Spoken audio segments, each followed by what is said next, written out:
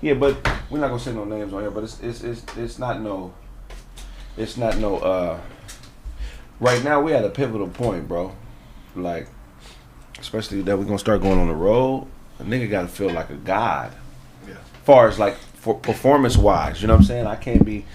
You can't have motherfuckers trying to chip away and you know what I'm saying, and kind of nullify or dull your light to make themselves bigger, because it can fuck with your performance. You know what I'm saying? Because the people feed off that energy. You know the alchemist. Right.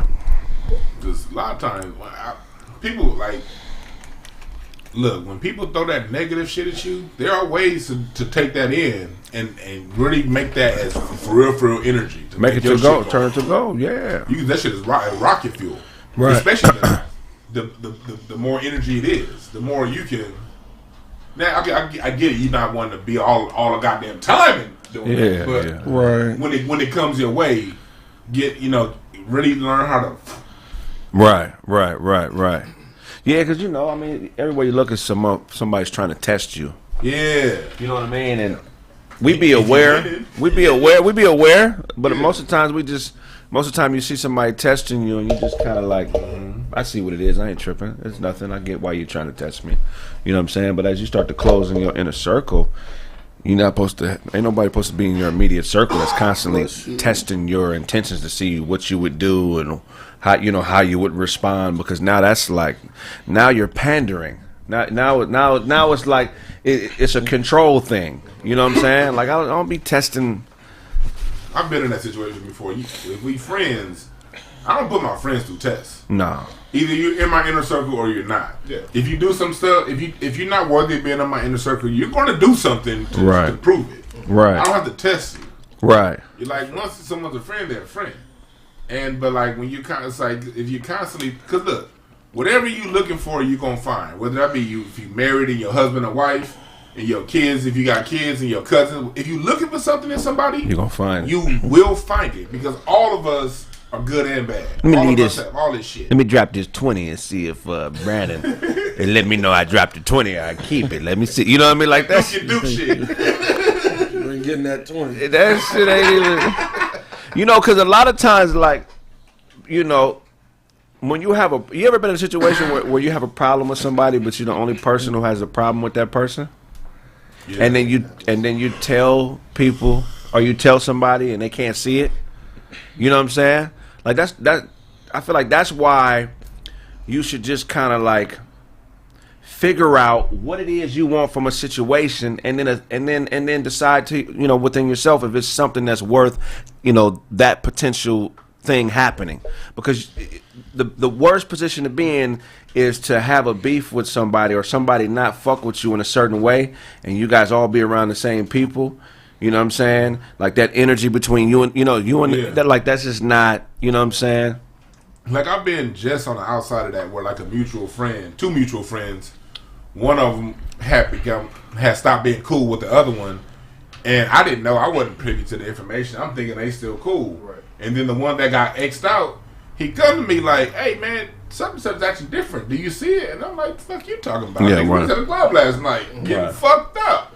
And so I remember I've been that friend who the other friend came to me like, "Hey, something different," and you really don't see it. I don't fall out with people. Yeah. I've had the same core friends since the 6th, 7th grade. I mean, in addition to the friends I've made along the way, but the friends that I've made that have become my friend, I can't think in my brain of one person that I've been a friend of, like I call my friend, and then we're no longer cool. They're like, fuck Kraig, I hate Kraig. Yeah, I feel you. They may not like something I did, or they may be mad I'm not calling like I used to or something, but but there's nobody who can just come to you with some real dirt. Like, man, I don't fuck with Kraig because, nigga, my wallet. Okay. I done lost 9 wallets fucking with Kraig. Every time I'm around Kraig, a wallet gone. But I do have some low character friends out there that I keep away from people like you, who don't know where I live at, but I have love for, who may be killers, shooters, or do whatever they do, but I still love them as individuals, and I don't part from them because they live a lifestyle different than me. I just have a boundary. And I go see them on my terms. You know what I'm saying? you could be friends with a low character person, but they don't have to be in your inner circle. Yeah. Some people you just got love for. They do what they do. You don't really fuck with what they do, but you just got love for them for some reason. You know what I mean? Fuck perfection. I like an alcoholic that spends his last $10 on cigarettes and sits out in front of the liquor store 10, 12 hours a day asking people for money, cracking jokes. I got a few friends like that. Who I show up when I got extra money and just break bread with them and sit and laugh with them in front of the store for a couple hours. Like, I don't like my journey is my journey, bro. I'm not. If you choose to live a weird ass fucked up life, that's on you. Right. But I'm not gonna not fuck with. That's not gonna lessen what I got going on. The good thing, at least like the homies who I got like that, which I really fuck with them. Like, bro, we've known each other since we was like 10 years old. Yeah. And yeah, you ain't in my circle, but I love you. I love you, and you know that. You know, like, so he might give me a little shit. Man, this nigga know you gonna never come around, nigga. I'll never. Yeah. But we, you know, it's all love when I see you though. It's like, come on, let's go hoop. What you want? Let's go to the party real quick. I know I can't do certain shit with him, like you're saying. There's certain people out, they never gonna meet in my life. Yeah, right. And you might meet them like you're right. I got friends who like I've been knowing since 6th, 7th grade. They don't know where I live because when they whoever house they go to, shit come up missing. Right. You know, so it ain't personal. You know what I mean? But right. when I go drive down the street and if I see them on Crenshaw 43rd, you know, I'm gonna stop and I'm gonna sit out there and talk for a little bit. Right. If I see them wherever they hang out, I'm gonna do that for a little bit. And I got love for them, but you know what I mean? You everybody you can't. It's different levels for friendships. Right. Definitely. You got a very few people who come around your crib, come around your family. You got some people you just travel with. Right. They may have moved to a different state. Well, you know, hey, we gonna meet up in Miami. Hey, we gonna meet up in Vegas. You know what I mean? Right. And you may not talk to them all year until it's the next time to go ahead and meet up somewhere. You know what I mean? Right. So you just gotta know where people are, keep them there, and you know have that respect. Because if you try to let everybody in that inner circle, everybody don't belong there. No, it's not gonna happen. It's not gonna happen, bro. Because there's certain things that there's certain levels mentally that everybody isn't equipped maybe at that particular moment to go to, and you may not be the vessel that takes them there. That don't mean that that's not your partner and you don't fuck with them. Mm-hmm. You know what I'm saying? But it really is levels. Mm-hmm. It really is levels. Like when we talk hoop, I know who I could really talk hoop with, like real X's and O's. Because I'm going to go against the grain thinker. So I say something like LaMelo it has more. You know, you got faith in Blake Griffin, nigga. That's I'm just saying, but because, but I'm saying, hate Blake so much. Yeah, it's weird. But no, he can't stand Blake. I've never. You always say that. One positive thing about Blake Griffin. I feel like he bumped him like in passing. No, no. I've had a full 2 seasons of personal interactions with Blake. You know what I mean? So you took it personal. No, Blake was cool as hell. Blake dope is a dope ass person to hang around. I never like kicked with him person, but I've been around the Clippers a lot. Sure. He's been nothing but good. But I was just seeing the playoffs when it was time for pick and pop. He was scared to shoot. Man. Shoot, nigga. Something else happened, bro. Yeah, that was sound enough to be. Something else happened. That's more than missing a couple jump shots. Don't hate the motherfucker in the playoffs. You don't have a player that you hate like he hates Blake Griffin? Who do I dislike? Like Kraig lost all of his middle school friends. Still, they Nzenwa. I don't know if there's just like a player I just don't like. I mean, I've trolled a lot on like Instagram. Yeah. Like Anthony. Like Anthony Morrow fucking hates my guts. Oh, Anthony y'all looking like. That's funny. That's funny. But I haven't heard from him in forever. Why would you troll Anthony? Who trolls Anthony Morrow? This was a long time ago, man. I was just bored, bro. And he was playing like he was playing like shit.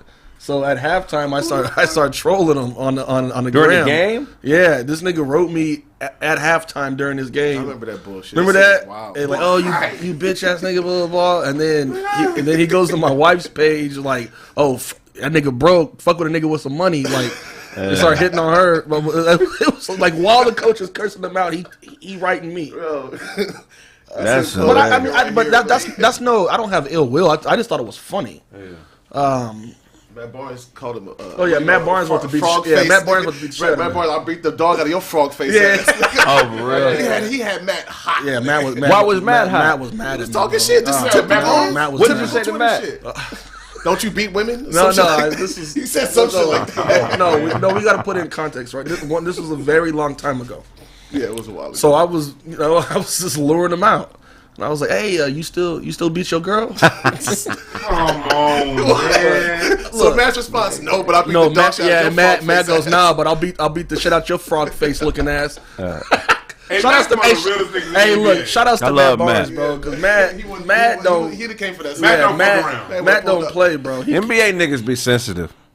Oh, very. But some of them are. That's why some of them are. Well, no, most of them are very sensitive. But that's why I'll troll them, because they always write back for whatever reason, and it's They live a hilarious. non-challenge lifestyle. Like they hear yes 120% of the time. Right? Yeah, bro. So when they get around regular niggas who don't, I don't give a fuck that you're 6'9", nigga. I'll hit you in the mouth, nigga. What's happening, bro? Like I don't give a fuck that you average a dub in the NBA. Fuck the NBA. This one, I mean, I really don't get. Right. You want to fight a nigga with real regular problems? Run up, nigga.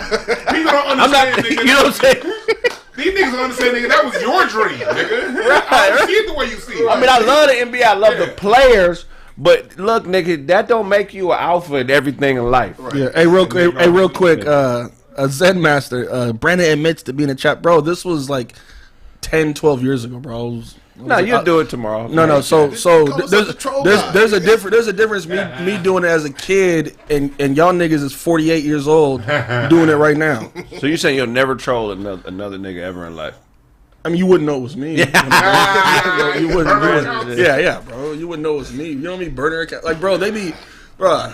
See, okay. See, I like. Yeah, they would know it was me. It was the one NBA cat that tried to get me and Larry to like open up ghost accounts in his name to troll people back. I'm like, nigga, I ain't doing that. What kind of shit is that? And there's a lot of niggas that do that. They'll pay somebody to troll for them. The people that troll them. Like, you already here with millions of dollars, dog. Why do you care? Yeah, that's hilarious. So what does that do for you psychologically, Brandon? Is that a control thing? Like, do you get off on feeling like, damn, this nigga is doing what I think he should be doing. He's not even doing what he wants to do. He's doing what I want him to do. Or is it Is it pure comical? I don't know. I look at it like at that time when I would do it. I'm just looking at it like, man, what can I say so the motherfucker can respond, right? It just started at that, right? So and then, control. No, but I'm telling you, there's levels to it. So that it starts there, right? And then once you get that, all right, now I gotta outdo that now. Like I gotta find another reason. So you start searching for it's a stupid quest that you just I made up in my mind. Right. That like, yo, but I'm not like disrespectful where I'm like, oh, fuck your kids, and I don't do that. I'll just say certain shit. You said a Dozie, you said a nigga beat his wife. Nigga. No, I didn't know. No, I didn't say it like I didn't say it like that. I said it like imagine we just hanging out and I'm like, hey man, like you still beat your girl? Like that shit. You and him not cool. Nigga. You never met that nigga before. You say that to a stranger, like, oh, we gotta fight. And I'm like, no, man. Shout outs to Matt, man. I like Matt Barnes, but I mean, these he's just doing the same thing you was trying to do to Kobe when Kobe was killing you that game. Remember when you act like a You know, league niggas gotta remember something, man. You guys are, you know what I'm saying? You're loved, man. We're real NBA fans, but I'm gonna treat you like I treat Brandon. Sometimes I fuck with Brandon, sometimes Brandon fucks with me, vice versa. Same with everybody. Nigga, it is what it is. You know what I'm saying? Yeah, we have fun. We have the right to. Yeah. We're fans. Any nigga that has at least 10 times more money than me shouldn't take anything that I say personal. That's all. I'm out here struggling. That's a I'm a thousandaire, nigga. You are a multi-millionaire. Right. Have you ever got into it with somebody that was richer than you? That's like, you talking about like physically? Like just like, you knew they had paper and y'all got into it. Shit. Yeah, I mean, yeah. I mean, drunk though, like not really caring. You at the club, you know this nigga, like he pulled up in a nice car and shit. Right. And yeah. You looking at him and his boys at the table, and it just like we arguing over a girl. What? Some stupid shit like that. Yeah. But you ever got into it with a nigga that has like in his situation, he called you broke, right? So from the other side of the spectrum, why when a nigga's richer than you and you get into it with him, why do they always start with how much money they have? Well, because when it's sports, or in general, like that's how they measure success, right? So the first clapback is always, well, you broke, just off top, because again they figured once you make a certain amount, like, you can't knock me off of that wall. You know what I'm saying?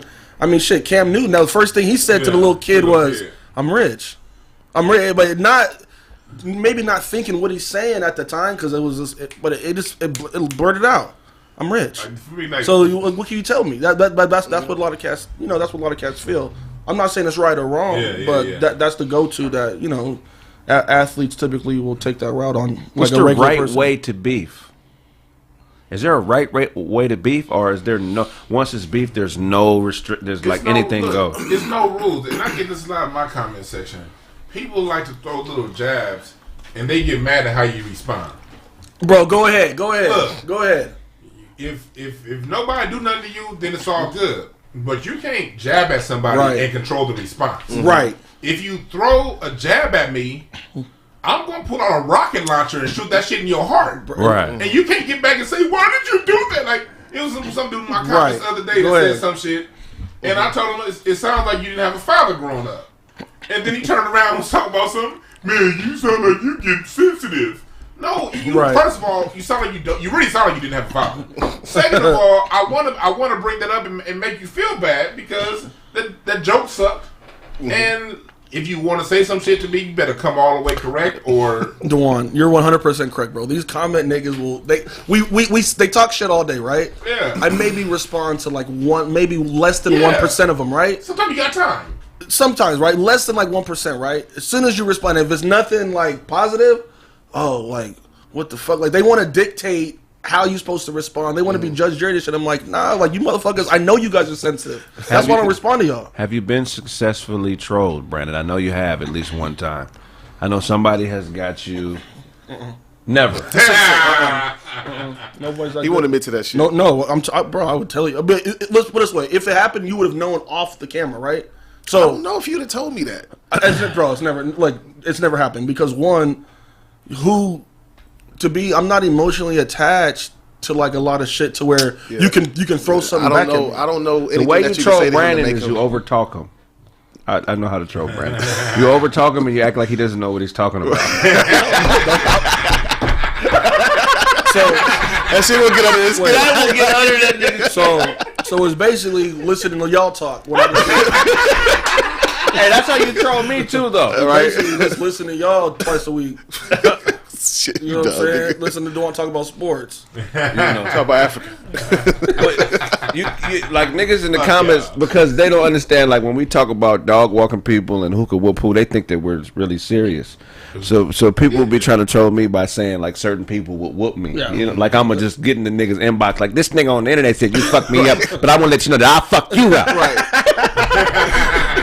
That's like some sixth grade shit right there. Yeah, we not rappers, nigga. We not sensitive at all. Nah. Hey, but like, honestly, that's for real black culture. We talk shit. Talking shit is fun. That's what we do, bro. Yeah. Like we talk shit. You know what I mean? It builds tastefully character. though. It builds character. Like my grandmother used to always tell me. I used to always ask my grandmother, why do Poppy call me the little fat motherfucker? Because Poppy been calling me that since I was 2, little fat motherfucker. Right. And I remember crying in my grandmama's arms when I was like 5 years old. Why do Poppy always call me little fat motherfucker? First of all, I was a little fat motherfucker. Right. Truth. It's true. I was fat. I've always been fat. Same. My grandmother said, look, the world out there is tough. Mm-hmm. You 5 years old right now. When you 20, 30, 40 years old, it's a fucked up world out there. So if you get toughened up here in the home, you can handle anything that happens outside. Mm-hmm. And that right there is where it's born from culturally in Black America. Right. Black America has always known the world outside this family don't give a fuck. Right. So Big Mama gonna have the coldest jokes on you. Right. Your sisters, you know what I mean? And then if you got into an issue, you go ahead and fight it out when it was in our community. Yeah. Before our community got all fucked up with the war on drugs. You know what I mean? Yeah. That way, we had a thick skin to handle the world. People always say, how did we handle Jim Crow? Niggas had to handle their families first. That's how. Mm-hmm. Right. Nowadays, these motherfuckers is calling the police on their mama. Damn. Yeah. So they don't have to handle anything like when I work with kids, especially if they go to one of these charter schools. If a child, when we acted up, we had standards, something like that. There was some kind of consequence. Yeah. They took all the consequences away from the parents and the school. So like now when kids act up, they get an iPad. Hey, go to the quiet room and play on this iPad. So there's never any consequence. So when these motherfuckers face the real world and they say something it's gonna be lottie-dottie-dottie, then that person come back with some real shit, they can't handle it. Right. That's real spit, man. You know, the older I get, the more I view hearing what people have to say as an opportunity to understand how they think.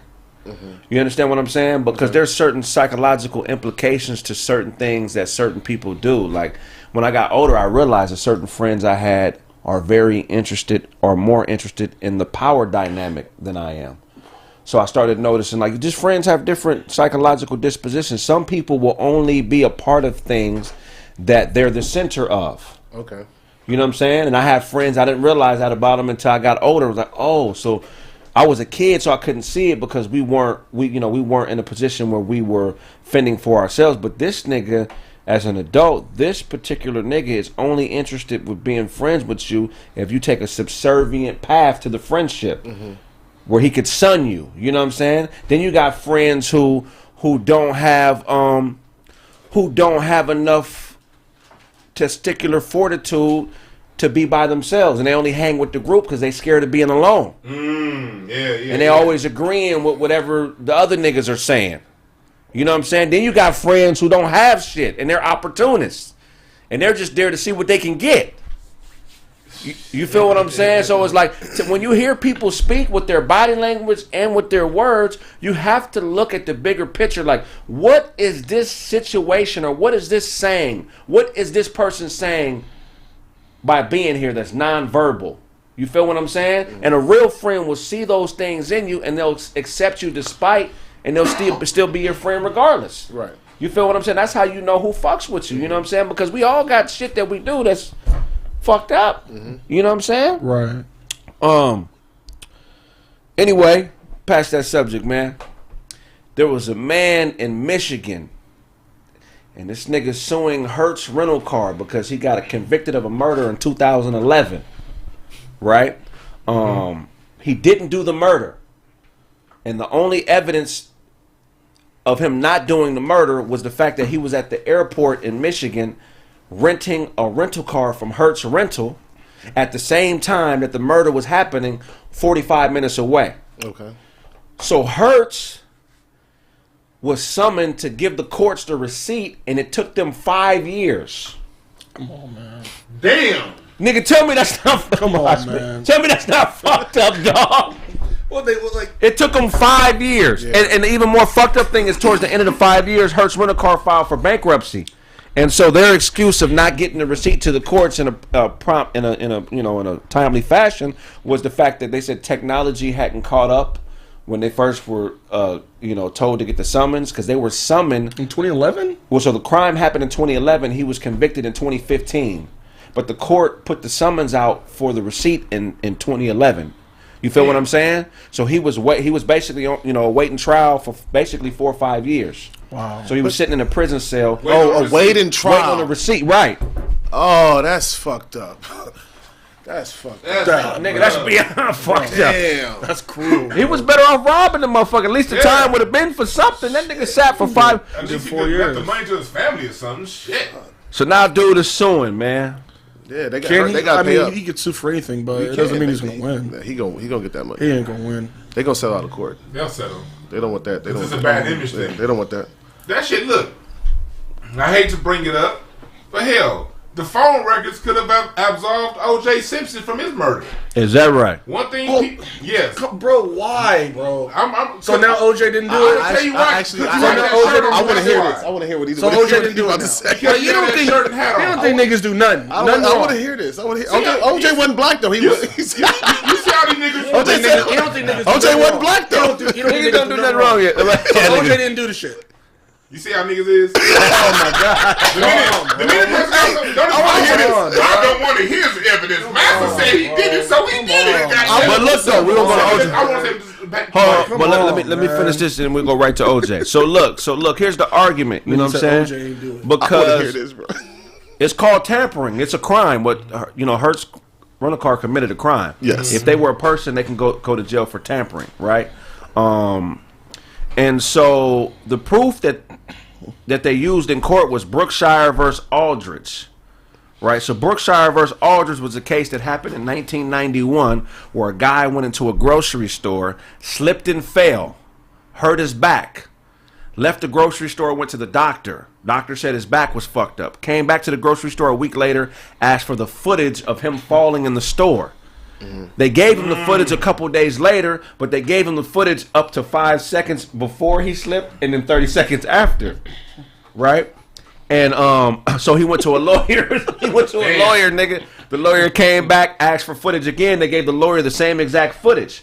And as a result, that grocery store was convicted of spoliation. Spoliation is when you have evidence to absolve somebody from a crime, but you hold out on giving it to them to avoid responsibility for the crime. It's called spoliation. So he got a settlement of $1.2 million. You know what I'm saying? As he should. So, in conclusion, I think the initial nigga should have just robbed the spot. You know what I'm saying? That way his time wouldn't have been wasted. So, Dewan, spoliation. You're saying that in the OJ trial, the phone records were held like they were, they were okay. So who? This is what happened. Because remember, the murders happened around 10 o'clock. OJ had like a midnight flight. So they're saying that the murder had to happen before 10:30 in order for OJ to make his flight on time. To LAX from Brentwood. To get to Chicago. Well, Nicole Brown Simpson earlier that night had dinner with her mother.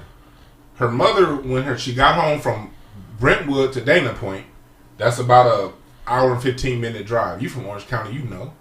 And so what happened was... He flew out of Orange County. No, he didn't fly out of Orange County. Nicole Brown Simpson called her mother at past 11 o'clock p.m. Her mother called her to let her know that she made it home safe. They had that phone call. They had that conversation.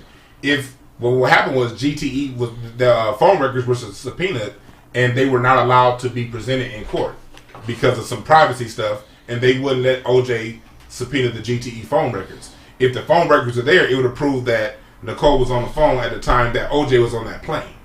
But since the phone records were never able to be produced in the court, he never got to use that alibi. If you think I'm lying, look up and lost an LA Times article from the year 2000 where they were going back talking. I remember the shit when it happened. Right. Because I found out that case closed in the pre-trial. But if you think I'm bullshitting, look it up in the LA Times and they'll talk about that. And GTE never handed those phone records over, so nobody knows officially what time. My whole thing is this. If she talked to her mom at a time that still made OJ, it still would have been possible for him to murder her, why not turn those phone records over? You don't turn those phone records over because it totally fucks up the timeline. Now she's alive when he's on a plane going to Chicago. Do you think OJ did it? No. Get the fuck out of here, bro. Now, if you want to keep your mind closed, that's fine. Right. I don't know I'm not his DNA blood at the crime scene. That shit, yeah. He didn't do it. Bro, Brandon. How do you say this shit? I'm gonna tell you how. Like y'all talking about how do you say this shit? I'm gonna tell you third chance how. His DNA is at the crime scene. Let me tell you how. Cause you know what was in that DNA? His blood. No, preservatives in the blood.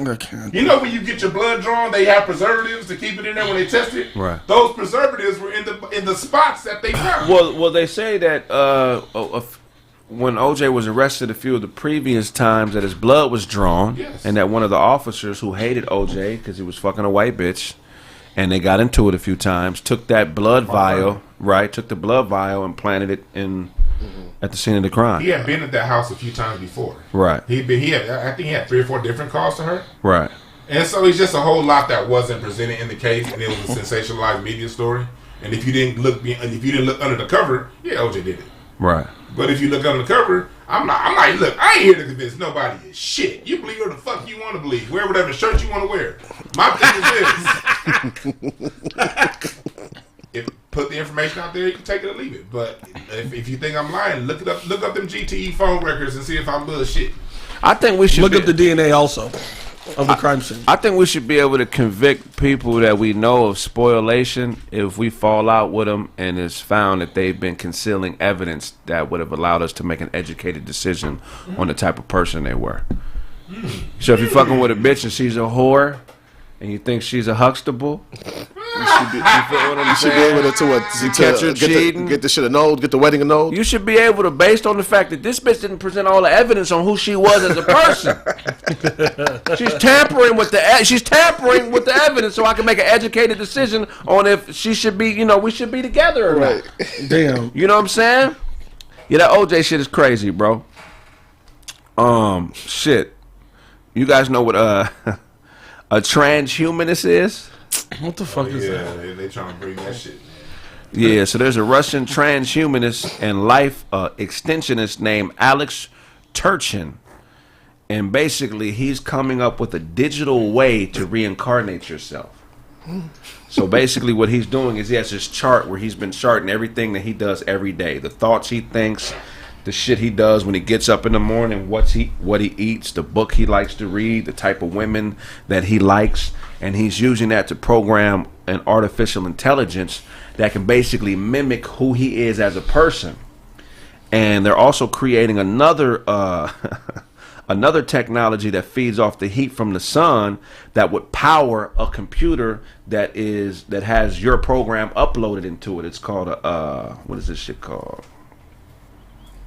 So basically, he's saying that if he's able to artificially mimic who you are on an everyday basis, your personality traits, and comes up with a formula for every single thing that is the buildup of you, that if you died, they would have your programming and they would be able to upload you into something else. So it's like a digital conscience or something. Right. It's a TV show that I saw about on I think it was on Netflix. It had the same series that had that shit.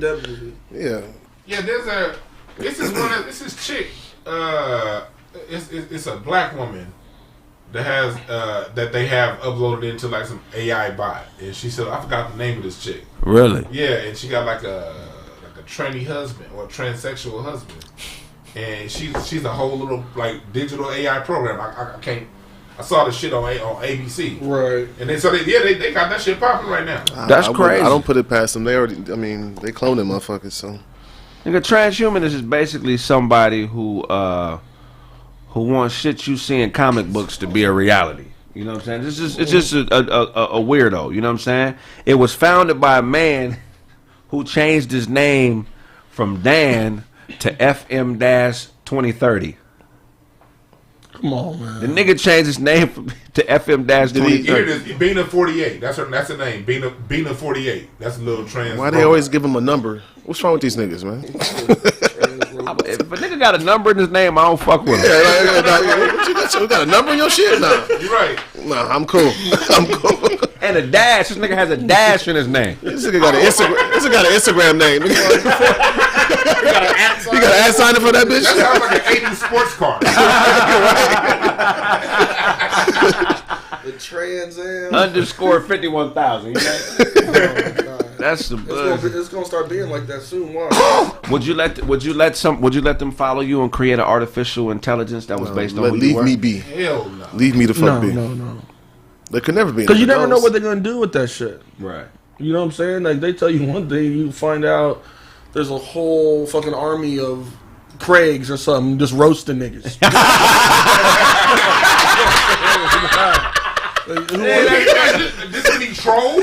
Oh my god! This nigga Instagram will never be the same with Brandyn Trollbots. Bro, I haven't done it in like 10+ years. Yeah, right. Like y'all hanging Under on your something. name. Y'all hanging on something that I did when I was a kid. If they uploaded Dozie into a Tesla, the Tesla would be at the dispensary every day. That's a fact. It's just parked there. The owner coming to open that bitch is just right there, right? Shit, you rang, nigga. That's funny. If they uploaded you into a car, where would you be every day? Vegas.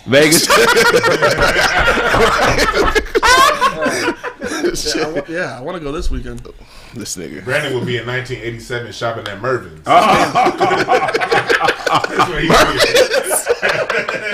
That's some crazy shit, man. Shit, that's funny. Where would Dewan be? Or what? Man, I would be at the buffet. When they had the crab legs though, the crab leg buffet. That's what I Get would them be. steamed too. The steamed crab leg buffet. See, babies don't do that shit no more. They do steamed crab legs still. A little bit, but back in the 90s, everybody had that. Paris Hotel does it at the buffet. Paris, okay. Yeah, Okay. you gotta ask them to do it though, or they won't do it. Okay, Yeah, got you. because they don't voluntarily tell people. Okay, you have to ask. They have them sliced down the middle. I don't know if they did that. I remember we got it steamed when we went over there, and it was fire. See, that's what I'm talking about. That's where I'll be, goddammit. They should do that though. I think they should do that for parents, like in case a parent dies. You know what I'm saying, for the kids. You know what I mean? Yeah, like I think. So what's the reason why you wouldn't want them want them to have a copy of like your personality? Like what's your main reasoning behind? There's just no telling what they would do. Yeah, I just don't know where it would end up. What things can you like manipulate? Like there's too many.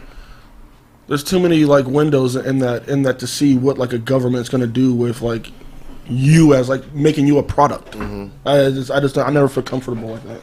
Yeah, because our personalities have wide ranges. You know what I mean? Right. What part of my personality are you gonna focus on? Yeah, exactly. Right. And also, what if you could implant some shit in the personality? I'm sure you don't know you if can make it. I'm sure, of course, you can do it. Yeah, you can make it. You can put certain. You know what I'm saying? You can literally.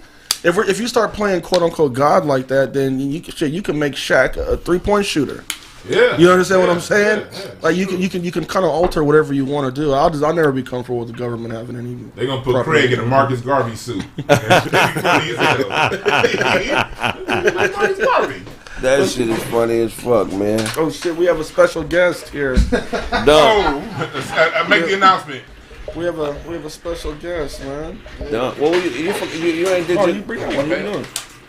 You ain't did the normal shit. What? You ain't did the chat. No, we didn't do it yet. Why do you think I forget? I'm not forgetting that. What up, fellas? My fault for being tardy to the party. Oh, it's all good. Bitch out there. Man, for real, that 5 is crazy. Hey, real quick, man. Duncan is here, y'all. Hey, what's up, Duncan? Shake.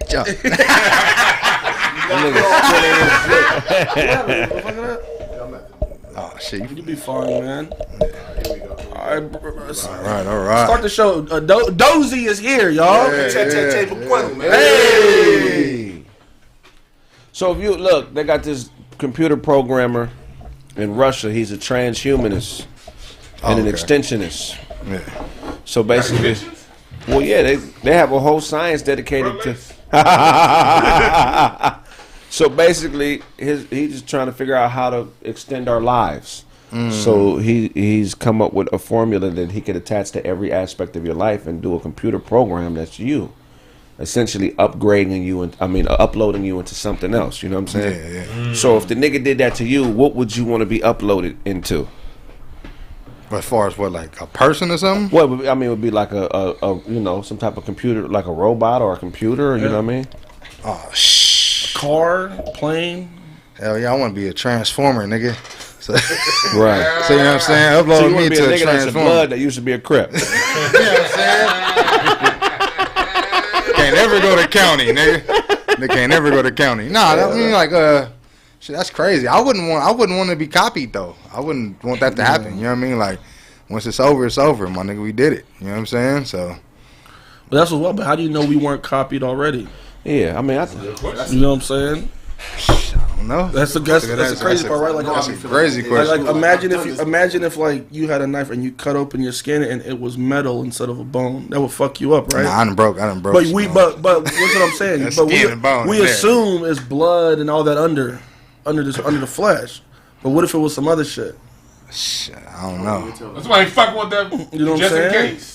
Y'all get that vaccine, it's gonna be. I ain't fucking with that shit just in case. There's gonna be some what if other you cut shit. yourself open and you was a white man underneath? Man, I sew my shit back up. Pull the sleeve down more? Hell yeah, I just have some a device where I can take it off and I want to get a loan or something. I'll go get the loan first. Yeah. For the loan, I'll get that loan first, and I'm gonna Take this off.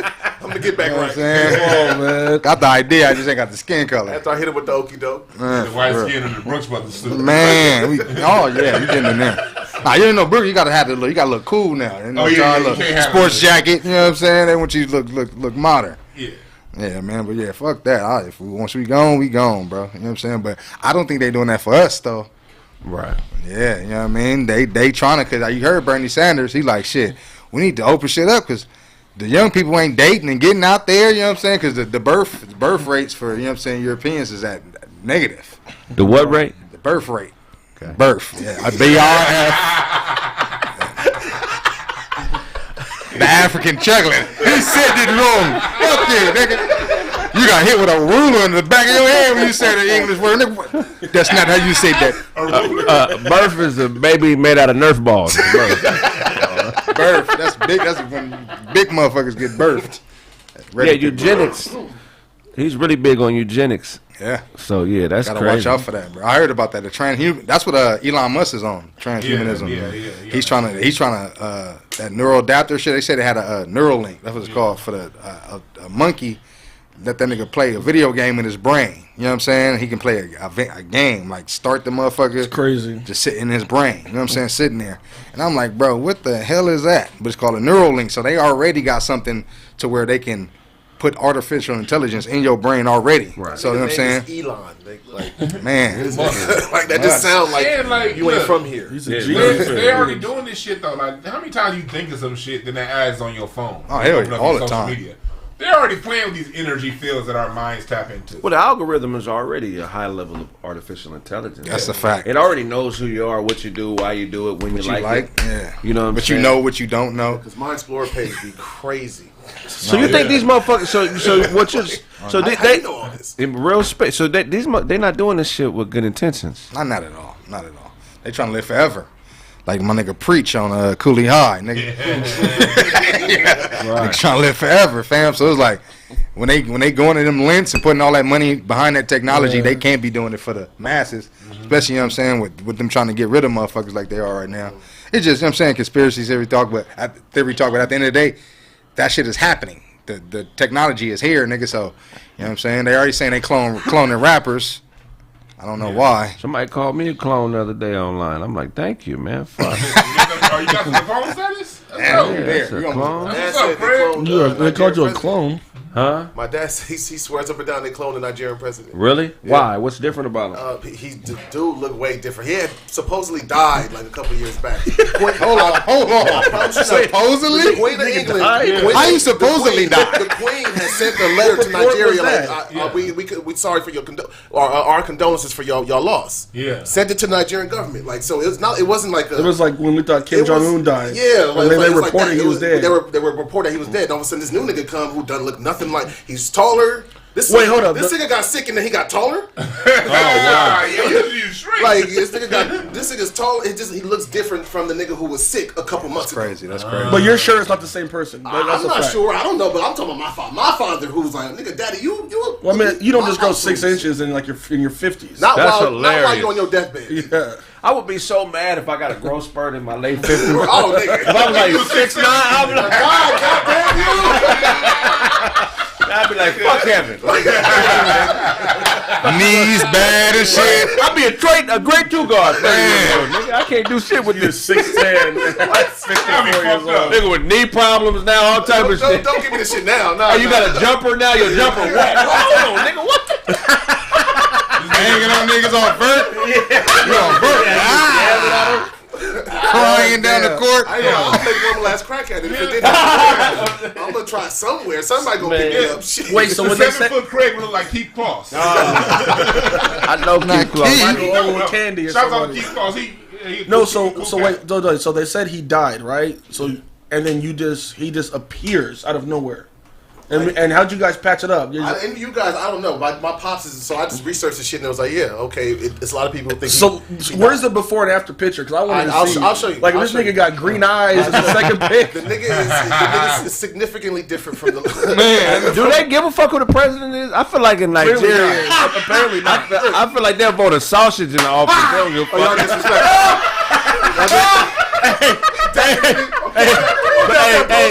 The sausage. The size and the scientist. It's gonna come down to the final vote. It's gonna come down to the final vote. I hate every last one of y'all niggas. They vote for a sausage, nigga. A sausage? That's fucking funny, nigga. This is Weenie Mandela right here. Weenie Mandela. Y'all done? Thank y'all for tuning in to Kraig Facts. That's the show. And that's the show. Weenie Mandela?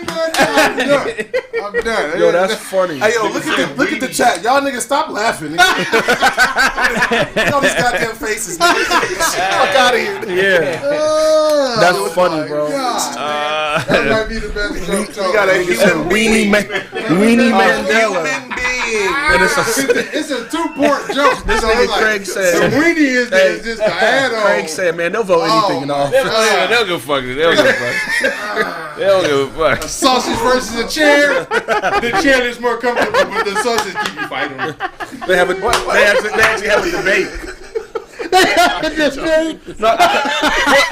School us on Nigerian politics, because I'm ignorant to it. I really don't know. I'm not the one to sit here. I mean, Dewan would probably know more than me on that. Man, I'm not a politic, following type of Right. you say you Nigerian. Now they're gonna say he's not Nigerian. Oh, that's a fact. Your boy's still Nigerian. Like it's American. They don't know American politics. I can't name all the senators. Thank you. So I'm a Nigerian nigga who doesn't know Nigerian politics. I know about three senators though. I can talk shit to the head ones. I know. I know the name of some of niggas, but that You know, senators. Okay, we gonna go. Non-California politicians. Nancy Pelosi, nigga. No, Mitch McConnell, fucking it's a gang of them though. What's the nigga that just voted against the $15 what's his name? I forgot his name. Roy something. It's a gang of them motherfuckers. Okay. About Bernie Sanders, nigga. I never about to say Bernie Sanders. They just can't catch that nigga. Every time the camera, that nigga. All I know about African politics is all them hoes is put into office by the United States. Oh hell yeah! Everybody except Swaziland. Swaziland, the only place that got their own shit. What's Swaziland? Let Swaziland people know about Swaziland. What's Swaziland? Oh, Swaziland is just north of South Africa, right by Zimbabwe. It's a small little country, but they leadership, they actually can trace the bloodline back thousands and thousands of years, and that leadership is still in. Yeah. The rest of that shit is Europe's leadership. Yeah. So it goes controlled by Germany. By whoever Europe say them niggas is leading is who the fuck is in. So you saying Swaziland? What is it? Totalitarianism? I don't know what kind of economy they run, but whatever they run, it's been working for thousands of years. They got kings and shit. Yeah, they're like the people who run the country. This bloodline going. Their blood. That's the only place whose bloodline hasn't been interrupted. Yeah. They're Ethiopia kinda, but you know, up until Haile Selassie, you know, Haile Selassie could chase his bloodline way back, but when they took him out. But yeah, the rest of that shit is European control. That's why I don't get. That's why you know when it comes to whoever the person is in office, you just know a white motherfucker put them there.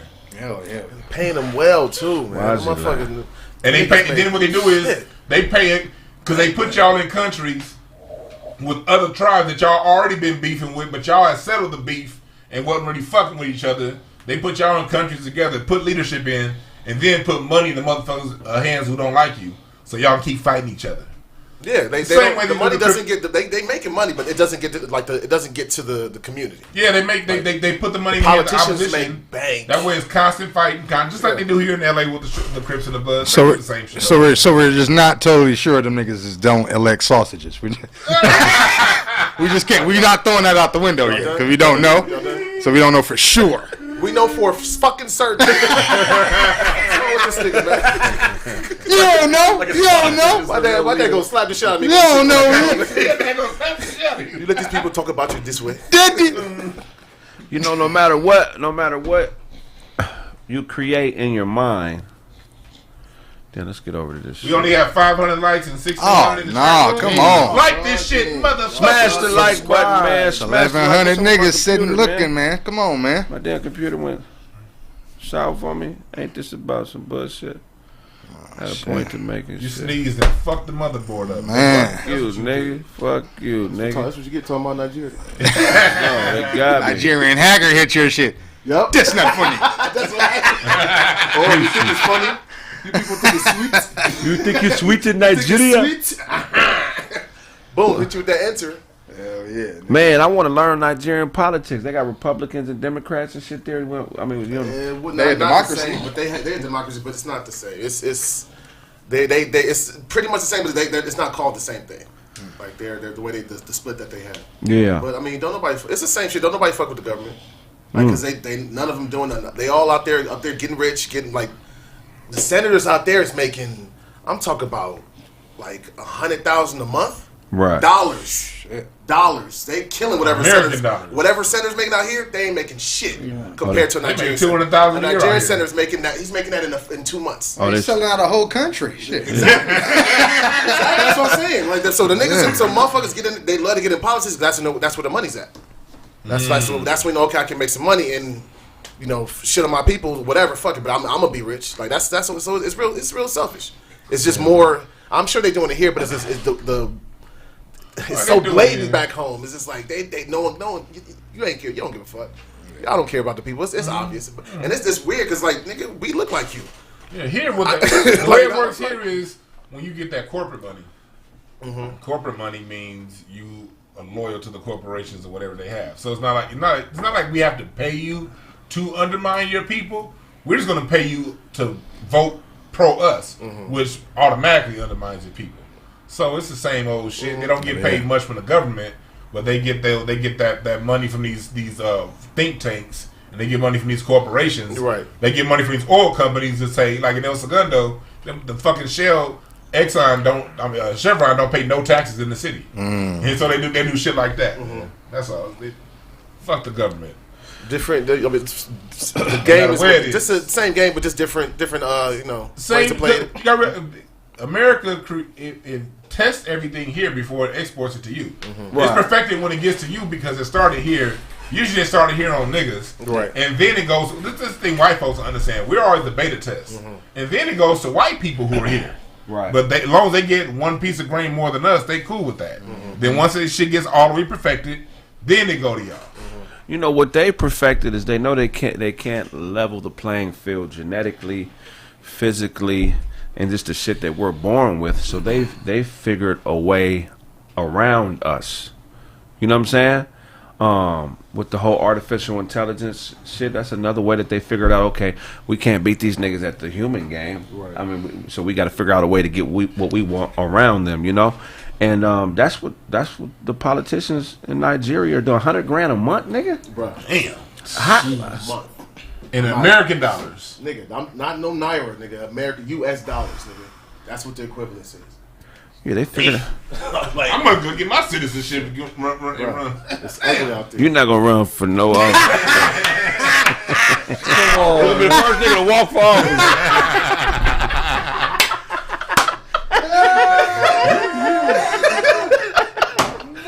Me and Kraig racing. He beat me by a nose. Yo, that nigga crazy, man. Yeah, man, they figured out a way around this, man. Man, they do that shit all the time, man. In life, when a motherfucker can't beat you and level the playing field, or when they don't want to submit, or they don't want to feel like you're over them, they're gonna figure out a way around you. Lesbians did it with men. Man. They figured out a way around us. You know what I'm saying? You got some hoe ass niggas that can't control their bitches, and they try to figure out a way around their bitch. It's this dude, 36-year-old dude. I forget where he was. He killed his wife because he lost an argument to her in front of his neighbors. Killed his wife, right? He had 2 kids, and it was Christmas Eve of this year. And then after he killed her, he drug her into the room. You know what I'm saying? And then he remembered, oh, it's Christmas Eve, so he drug her back into the living room, sat her up on the couch, dressed her up, put glasses on her and stuff, and had the kids open Christmas gifts in front of their dead mother. What?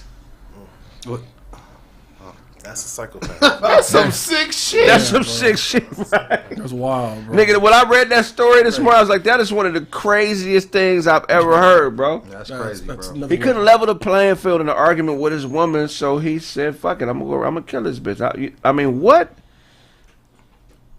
I feel like kind of that's what this whole artificial intelligence thing, I kind of feel like that's what they kind of doing to us. I feel like we're the dead woman that they just dressing up on the couch, you know what I'm saying, and opening gifts in front of us, but they really don't want us to include us in the gift opening. You know what I'm saying? White dude? No, I think he was He's black. black. He's black, bro. Black dude did that? Yeah, he's black. A Niggers? Nigga did It's on some Weekend at Bernie's Niggers shit. Alba. Man, Niggers Albert tripping. It's disgusting. Yeah, bro. Like, yeah, go ahead. But we just dead on the couch, nigga, watching them open gifts, nigga. Just dead with glasses on, nigga. How old are the kids? The kids were very young kids. I don't think that they were aware that the mother was dead. They were very young, probably like 4 or 5. Huh? Oh, they know what's going on. You think so? They felt it. 4 or 5, you gonna. They know. They know. Ooh, that's gonna stick with them the rest of their life. I mean, she did file domestic violence charges like months before, and she ended up going back with the guy. You know what I'm saying? So there were warning signals and shit like that. You know what I'm saying? So, could she have done anything different? Like, what would you say to a woman out there that's being abused by a coward-ass man? Leave. It's not that easy to leave. You gotta leave. You have to. It's not that easy, but you have to. Yeah, you but have to. it's you can't just say that. It's like some people, bro, have Stockholm syndrome, and that can be from abusive people. It could be at a job or whatever. So it's not how it's easy for us to say in the situation when you have Stockholm like that. You end up falling in love with like your captor or your abuser or whatever. So that's what I'm saying. It's not as simple. Like there's a lot of like realizations and trying to look like maybe she's with this person because he has the house. I'm not making excuses for the person staying, but I'm just saying the shit's not. It's easy. It's not easy. Like I'm saying, if you feel your life is on the line and any. Fuck what you gotta say. No. Yeah, I was done. It's like him going right after I said what I said. He fuck with you. Shut your Ron Johnson uncle at the barbecue nigga trying to get the hookup on. Ron Johnson. No, what I'm saying, I'm not saying that it's easy. I'm saying, but it's something that has to be done, especially when there's kids involved. You have to put if you're saying the Stockholm syndrome, that means you have a mental illness. That means something needs to happen where your kids might need to be taken from you. People have Stockholm at their jobs, though. I know what I'm saying, but their life is not on the line, though. If this man is showing, because I'm saying if he get that violent to where he just killed her, this has happened before to where he has told her that. This ain't the first time he has got that violent. So especially if she went to the police the first time, or I ain't gonna say the first time, but a time to where she felt her life was in danger, and like, look, this nigga trying to kill me. Then you go back. That's selfish of her. You know what I'm saying? My mom did the same thing. My mom was in an abusive relationship. She stayed with the nigga. I had to leave and come live with my grandma because of that. Okay, so she couldn't leave. No, she could have. She could have. This nigga followed us everywhere. She at no point in the situation was this nigga sitting there with a shotgun every day, like, yeah, I'm in this motherfucker. Ain't nobody. That never happened. Right. He came at night, sweet talking and doing what niggas do, and then she fell for it 8 times. So I'm saying, at what point, if I'm doing that to my kid, and I got a broad around my daughter, and she whooping my daughter ass, and I know it, but I'm in love with her though. But here's the thing. So you know what I'm saying? So I can't. I mean, it's hard for me, nigga. That's a fucked up decision. You got your kids over everything. As a father, kids over everything. When somebody is abused, they're not themselves. Yeah, you can say that. Like somebody can beat an artificial intelligence into you where you're not even who you are, you're who they implanted into you. Like, you know what I'm saying, they can implant fear. Fear can control your thinking, which I think is very similar to what these fucking transhumanist motherfuckers are doing. You know what I'm saying? So a psychopathic, idiotic coward of a nigga that's beating on a broad for control because he doesn't have the mental acumen to talk his woman into following his direction. That's the problem. A lot of women don't know how to deal with that. And unfortunately, what Brandyn is saying is true, but this is a cold world, ladies. You have to, your survival is on the line. If you're submitting to abuse and you're staying with somebody that's physically abusing you, after you die, what's going to happen with the kids? Man. I mean, I don't know. This lady has 2 kids. I don't know if they're going into foster care. I don't know what the family situation is like. Yeah. But think about your kids. Yeah, got to. You have to think about your kids. You have to fight. You have to leave. You know what I'm saying? Because you're creating you're just creating a situation that you're not going to be able to win in if you stay, and it's not your fault. I mean, some women like abuse, you know what I'm saying? Yeah. But to the women who are normal, and you want to hold on to some type of normalcy, you need to get out of there. You got to escape. DeJuan, how does a woman empower herself to leave if she's getting the brakes beat out of her? And you know what I'm saying? How does she empower herself to leave? Women got to know that, hey, look, it's a fuck ton of resources for women out there who are being abused. It's shelters, it's grants, it's money out there. And no matter what state you live in, if you're being abused, be strategic with this. I get it. Sometimes you can't catch a greyhound in the middle of the night and go out. I get that, but set a plan. At my last job, I've gotten women out of abusive situations. Talk about it. And one thing that we would do, I'll talk about this one case in particular. I'm not, of course, I can't mention no names. HIPAA, but you talking about your uncle?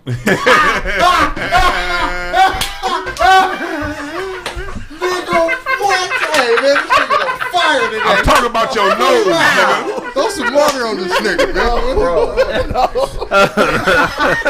Kraig look like a light skin. Hey, Talk about your uncle. Nigga talking about the HIPAA law. Kraig look like a light skinned snuffleupagus talking about my uncle. Snuffleupagus ass on out of here, nigga. But like, no, we would see this shit, and so what happened? It was an abusive situation. The guy wouldn't be abusive all the time, but we would see the pattern. You know, it's forgiveness, normalcy. Something traumatic happens at work, or you may remember something happened. He gets drunk. First of all, hit the like button. Hit that like button right now. We got to have as many likes as we have people up in the chat room. Subscribe too. Subscribe too, and hit the notification bell because we be coming on late like a motherfucker. So hit the notification bell. So what we did was we kind of got a pattern of his the abusive behavior. Because oftentimes the women, the man really is genuine because abusive people were abused. That's the only way they know how to handle issues. So in their right mind, oftentimes, they really don't want to be that way. But when they get triggered, that's the only way they know how to be. Yeah. And so we would tell her, what we did was, we set up like a 3-month plan. Like, you know how much you get paid from the county, whatever, you know how much you get paid at your job, sit this to the side. We know these programs take about 6-7 weeks to, get in. So we started looking for shelters. We found the shelter. We found a move-in date that we can get that shelter, and we had a 3-month plan. We ended up executing like in 6 weeks.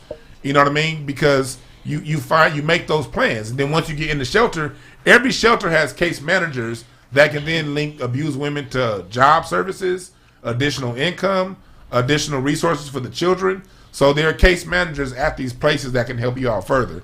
But the biggest thing is that people have that fear of taking that risk because no one wants to leave the environment, no matter how abusive the environment is. Stockholm. At least I'm gonna eat here. At least I'm gonna have somewhere to sleep here. Yeah, he gonna be basic human survival: food, shelter, and clothing. And so people can't think past that when they're in abuse situations. It's because I'm saying because it's Stockholm. Yeah. So oftentimes you need people from the outside to say, "Hey, look, here's the way over here." And if you have someone that's giving you that way for people in abuse situations, take a listen and make a plan for yourself. Well, Brandon, you can do it. You keep saying Stockholm. Are you saying it as if there's no way to snap out of that or beat it? No, I feel there's a way, but a lot of abusers are master manipulators. So for real. So if you are abusing a woman, there's a good chance that the person that they abuse is now hooked on drugs, hooked on alcohol. So that's a whole nother layer when drugs are involved, man. That's scary. So they're so far away from themselves. Getting over the ass whoopings is just one of the hurdles. Yeah. You know what I'm saying? It's not even. Crazy, bro. But then there's other things like there's so many elements. Like I'm a child of seeing my mother get beat by men as like a kid, bro, and it fucks you up when. You know, you're 6 years old and you watch something and you literally can't do anything about it, and you're making like awkward fucking eye contact with the person beating the shit out your mom. Man. Your mom looking at you like, "Don't fucking help me." Yeah, close the door, get out. Like, so I'm very sensitive to the subject, and I have understand. No compassion for niggas that beat. Yeah, so I definitely understand like both sides of it. Of like, if it's so bad and you can leave. Yeah, I feel like there are people that can. But for the people that can, I'm very curious of like really, what do you do? Like I'm a product of she never really got out of that world where I had to live different situations or whatever, blah blah blah. So I'm just waiting here like a I guess a decent answer. Not saying nobody has good ones, but of like what if you're in too deep? like not everybody wins. You know what I'm saying? Like not everybody's coming out of this shit. Yeah, I don't think there's a such thing as in too deep though with a person like that's what I'm thinking. That's what I'm saying. Like when they look at that other person that's abusing them, he's a monster to them. Right. You know what I'm saying? It's like it's like Jason. You run down the street so fast, as soon as you turn around, this nigga just walking up on you like, yeah, I like the way you running, but I'm on your ass. So they looking at that person like that. You know what I'm saying? He's just a man at the end of the day. He's a bitch nigga. Straight Because up. really because like you said, the master manipulator, when the family comes around, oh, everything is cool as hell. Oh yeah, you know what I mean? And it's believable. And it's believable. It's believable as fuck. I'm sure there's been like bruises and shit like that she's had to account Oh yeah, for. my uncles came over a couple times and whooped that ass. That's what I'm saying. But it's like that nigga was there. I remember him getting beat up. The police telling that nigga leave. Him been there the next morning cooking breakfast, nigga. I couldn't believe it. Nigga, you just hit my mom with a right hook. How are you here? Right. And and I'm finna kill you in your sleep. So you know you're dealing with that. Like that's what I'm saying. You're dealing with that. This is what the kid is thinking. This is what if it's a little boy, this is what I was thinking. Like, damn, I'm not big enough. This nigga was swole. So that's why I'm like, I need to have hands. So when I turned 15, man, that nigga had to square up. And if I see that nigga to this day, how old he is, he got to get down with me. That's facts. You know what I'm saying? Like, nigga, you going to have to square up. I drew down on my sister's husband. You know what I'm saying? Drew down, nigga, 16. Nigga. Man, he playing with you, bro. Yeah, nigga. I was about to dome that nigga, yeah, bro. this going to stop. What are you doing? Motherfucking coward, man. The thing that's fucked up about niggas that abuse is that element of manipulation that Brandon talk about being master manipulators. A master manipulator, you'll know them because they have to control everything. When something is happening, they have to make sure, like they're just overly attentive to things. They're just overly attentive to what's going on because they don't want to be outed about the shit that they doing on the low. Yeah, for real. You feel what I'm saying? So if you a man and you call yourself a real nigga, and you around a motherfucker that's beating on his bitch, like really beating the fuck out of his girl, and you still hanging with that nigga, or you not trying to do nothing about it, you a hoe, man. Yeah, like the guy that beat my mom, he bit her finger off. What? Bit it off. See, He bit it off. He smashed her head into the side of a pool table, busted up her whole grill, unconscious. Like the shit's not a game, bro. Like there's these and this gentleman he ended up dying. good. But he ended up dying. But it's just one of those things where it's like this consistent like beatings over like different men though. So it's not like there's multiple men who have just put their hands on this lady, and just couldn't break out of that. Mix it with addiction. It's just a recipe for it's a recipe for disaster, but it is a cycle. Yeah. Because the things that I felt like my mother may have like been drawn towards was at least my kids can be under some type of roof. Mm-hmm. You see what I'm saying? So you're doing it for the kids, but yet the kids now have to see certain things a kid has no business ever see. Yeah. You know what I'm saying? Solutions for people out there who are in this situation, for the ladies in the situation. And also for the men who are doing the abusing. Both of them come from a low sense of self-esteem, low self-esteem. Mm-hmm. Like a lot of the women who are being abused, it's one thing to get abused and then be out and then go to the next. You know what I mean? Like that was the situation with my mom. My mom was abused by my sister's father. Then she got up out of that shit, got with my father, and it's been nothing but peaches and cream ever since. You know what I mean? And then that dude ended up dying, whatever. Ain't nobody tripping. And so that happens, but then you have other situations where if you keep finding yourself in that situation, that's because the person believes that's truly what they deserve. Understand this, if you're a person that keeps being abused, there's a subconscious thing going on in your mind, and the subconscious is 90% of your thoughts. Yeah. You know what I mean? So don't underestimate 90% of your thoughts. Yeah. There's something down there that believes you deserve it. And that's why they keep going back. It's like, yeah, he hit me, and you see yourself as only being down that. You got to pull yourself out of that and know, first of all, if you don't believe that you don't deserve that, I'm going to tell you don't deserve that. And if, hopefully you believe me, and then you get that in your own mind. You believe us. We telling you, ladies, if you in that, you don't deserve that. So in order for you to pull yourself out of that situation, you have to first believe you don't deserve that. Yeah. And you have to first then get an idea of what you do deserve. and then you level yourself up through that. And you'll get out these situations, and you'll stay out the situation. Even like right now, bro. Like I'm like talking about it makes me anxious. I can tell. Like for real, man, like that shit. Like niggas, like you know what I'm saying. Like I didn't got into fights with niggas that probably I had no reason to fight. You know what I'm saying? Just from personal anger, shit niggas been holding on to, bro. Yeah, It's a lot of shit. You know what I'm saying? Like that does to the child, bro. Like it's gonna happen for you. Like the son might. I went the other way. I ain't putting no hands on no one. I ain't got to. Right. What? You know what I'm saying? That's how I leave, bro. I'm done. I don't have to do that. So facts. But I know niggas who seen that with their mama, and that's how they think how you get down. Right. That's supposed to happen. What she say? Oh, I'm finna back. Mm-hmm. And then you know what I'm saying? Come try to, you know what I'm saying? Like the baby boy situation. Slap her, try to eat the pussy, make some tacos.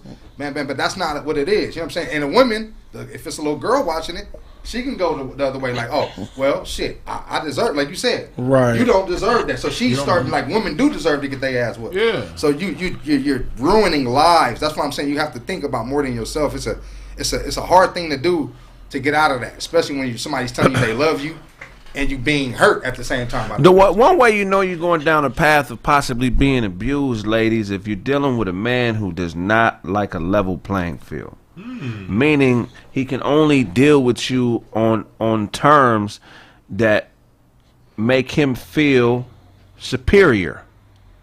You know what I'm saying? Pimps have a thing that they do when they're dealing with prostitutes where they break them down and they build them back up. You know what I'm saying? The thing is to get a woman to understand that her way is not the way. You know what I'm saying? And the way they do it is they try to break you like they used to break slaves. Like the police break cops. You know what I'm saying? So if you're dealing with if you're a woman out there, you're a strong, independent woman, and you're looking for an alpha male or a man that leads you, understand that a real nigga is not going to lead you in a broken state. He's going to want you to be a whole woman because his leadership is not about him being above you. Yeah. It's about protecting you. You feel what I'm saying? So if you're trying to go back to school and get an education and he's saying shit like, you too stupid to go to school, bitch. He's broken. Man. That's a sign. Right. Hey, that's a sign. That's a big sign. You know what I'm saying? If he's overly materialistic. Yeah. Yeah. If every car has rims on it. Man. He can't leave the house without a pair of J's on. Uh-huh. I mean, I like nice shit. I like to be fly. You know what I'm saying? But there's a difference between materialism and liking to be presentable. Exactly. You know, if a person's identity is found in things that they buy, that's somebody that could potentially be an abuser. Exactly. Man, that's real tough. You know, what are some other signs, y'all, that we could teach the ladies? Well, I mean, I can still, bro, I can still remember this like yesterday. So I mean, these just from the encounters like that I've personally seen, these people were great with kids. Me and my sister got along with all of them. You know what I'm saying? Yeah. So you don't see it coming. Yeah. You understand what I'm like? Just bro, these people are good. So you gotta look at it. They live their life literally hiding this from society. You understand what I'm saying? Where they every flaw that they could have made once they got to this point, I can't smell it no more. You understand what I'm saying? So these people are good, bro. They're good with kids. Hey, you need to here's a car. You can go do this. You can do all this. You remember, bro, my mother was a classical pianist, and the motherfucker bit her finger off. You understand what I'm saying? So just like that's what makes you your money. So not only the act is just like some vicious like Hannibal Lecter shit. It was specific towards what she does trying to destroy her. That's some hater correct. Shit. That's some. And that's another thing. If you got something you're doing, ladies, you got a website. You wanna I want to do this. I want to do that. And he continue like, no, that shit trash. Are you trying to be like them Instagram? Leave that nigga alone. He do not want to see you winning. And that's another thing. You feel it, but it's just like he not gonna He just feeling the way right now. Nah, this is a constant. Yeah. If you're dealing with constants with men, that's one thing, man. We're creatures of habit. So if we feel a certain way, we're gonna say it. We're gonna act on it. You know what I'm saying? Well, that's the thing. Well, that's one of the things that's there because all I can think of, like seeing it, it's like, damn, I hope we all make it out alive, right? Yeah. And then the other side is, damn, I wish I was older. You know what I mean? Like yeah. the other side is like, wow, like I wish I was just a little bit older, not to where I would win, but where I can hit dude, and you could actually, like if I was like 14 or 12 years old or something like that. You had a plan of yeah, action.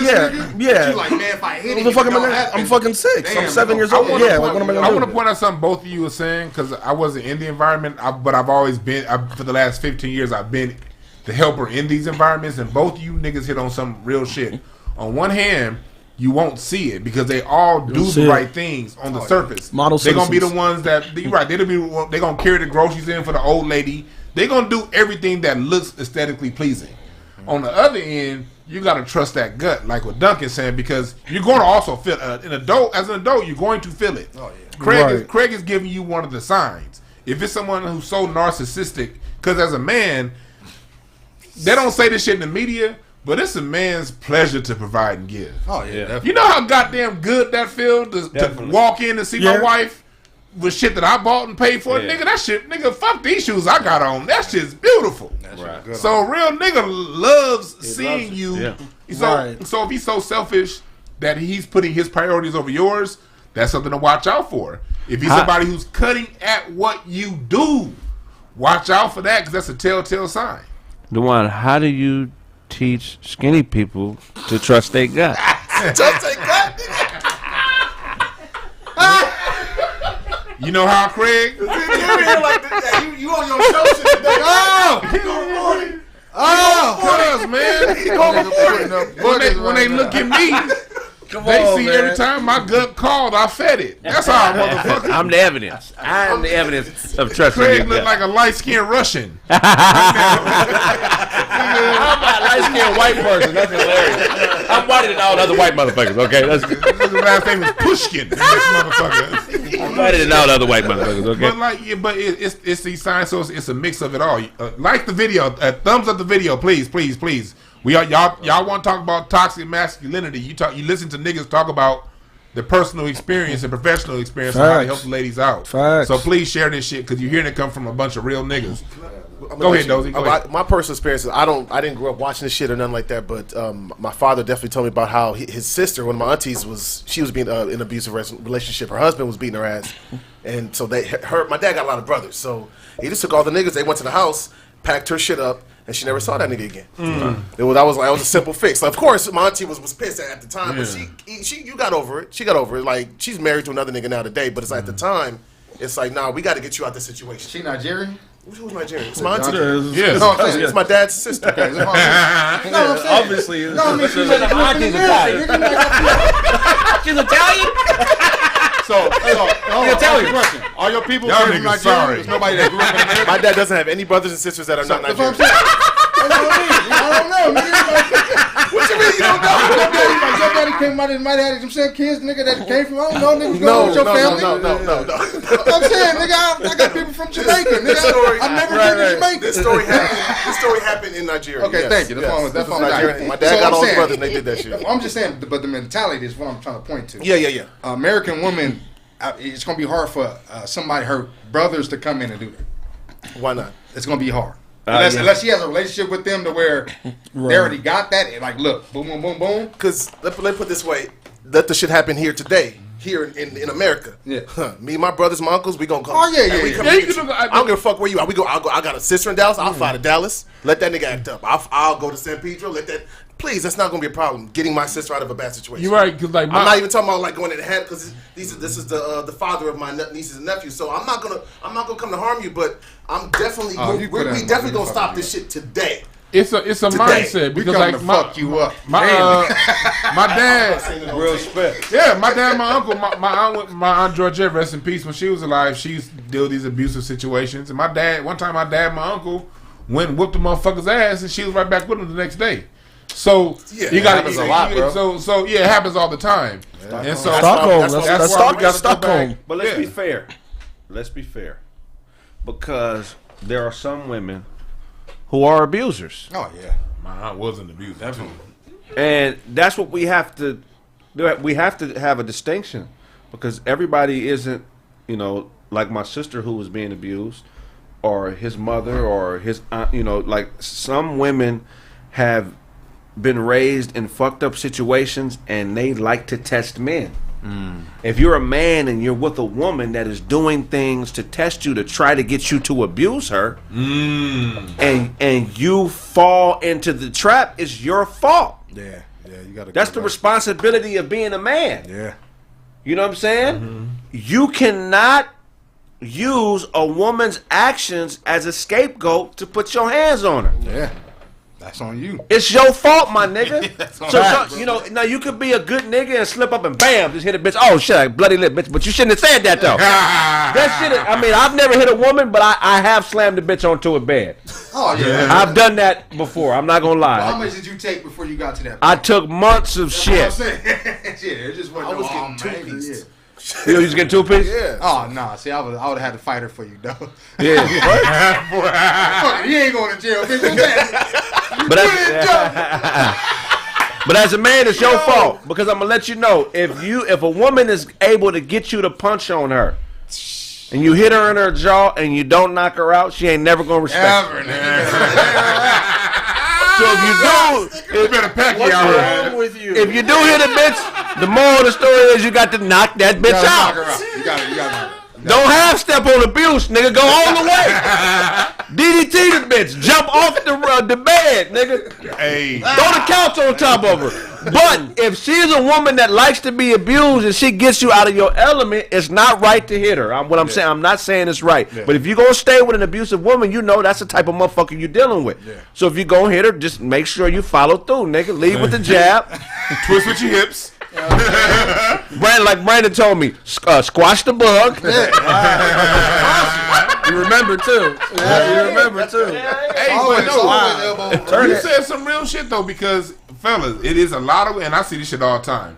It's a lot of women who don't respect men that don't fuck with that don't. And my aunt, same aunt was like that, and my dad used to always tell me, it's like any dude that like if she could whoop his ass, she didn't respect him.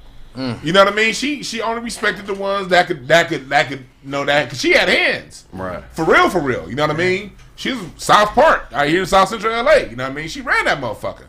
So she was. Yeah. A bitch do diamond push-ups. I can't fuck with her.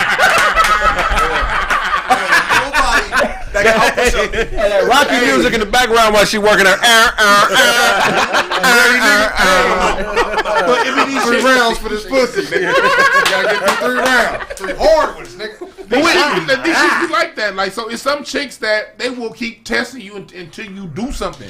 If you see a chick that you tell her, hey, look, that's not my thing, chill, and she keep doing it, stop fucking with her. Like, for real. Right. You got to stop, man. Look, the reason I'm talking about the other side of the spectrum, because life is multifaceted. It's not black and white. Not at all. You know, Brandon has a good woman. You know what I'm saying? Dozie's single. You know, I'm somewhat single. He has a good woman. You know what I mean? All the women out here aren't good women. If you're dealing with a woman that's trying to push you down a path of abusing her, you have to leave, my nigga, or whatever happens is your fault. Going to jail. Period, point blank. Definitely. You know? So, yeah, we're going to go to a quick break. Make sure y'all smash the like button. Smash When we that. get back, more Kraig Facts. Yeah, We bitch. pride.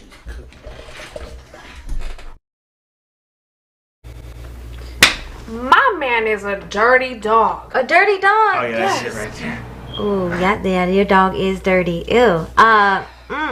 You know what? I know who we can call. Who? Code Red Carpet Cleaning. Who is that? Oh, look, watch this. Code Red, Code Red, Code Red. See? Wait a minute. I know you. I've cleaned your carpet before. Mm-hmm. Okay. Hi. I know what that spot is from. That's either from a dog or from a man. Oh, that's her man's. Nasty. Yeah, it needs to be taken care of ASAP. Don't worry though. I know how to clean carpet. I was born this way.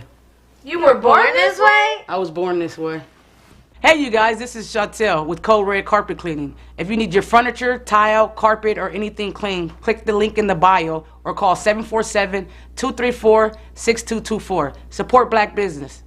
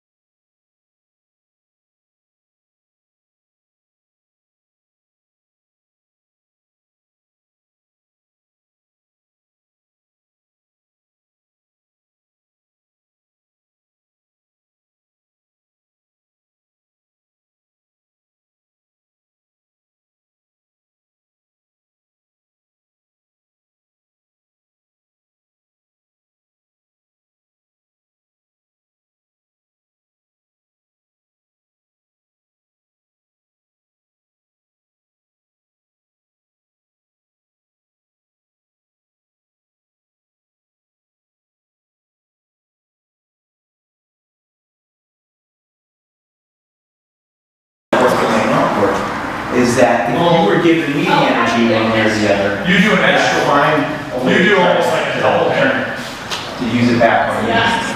Make sense? So it's an outward block into a hip. Exactly. You're falling, but instead of finishing that,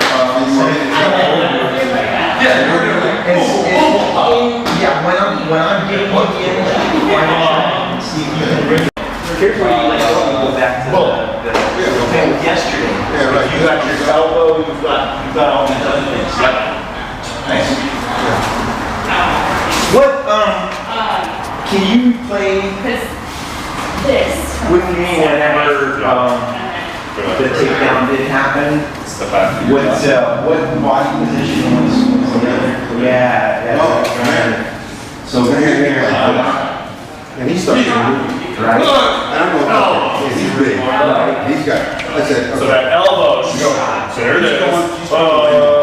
And that elbow should go right down. So I'm like, did you pass the knee off the go? No. But that was. Did you see what happened? This was. But that went down. If I didn't have this, I wouldn't have given that up because I could tell from him standing. That was a bother. Oh yeah. You know that was only one at the best. Well, just getting poked. Yeah, he knew what I could do. Random finger in the eye. He knew I could do this. Okay. So I didn't want to get that up when we came down. I had this all the way through. Yeah. So when we came down, it wasn't There you go. So I have a guard, and I always have one in the chamber. Absolutely. And I can use. this is what I think it is. My hips to help me out a little bit. All right, go ahead.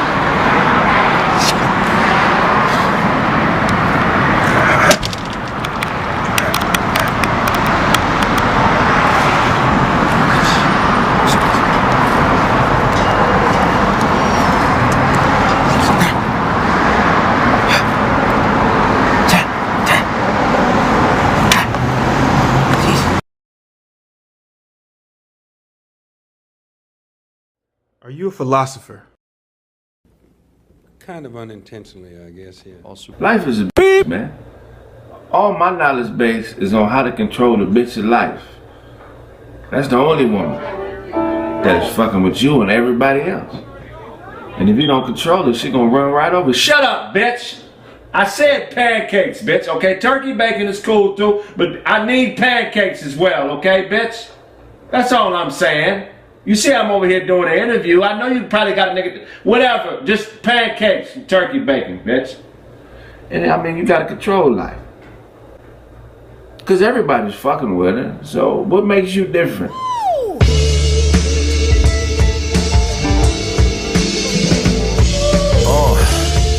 You've been bitten by the snake. I can tell cause you're looking for mistakes. Like great don't come with second takes. In that search for perfection, the journey goes to waste. How you on but you ain't?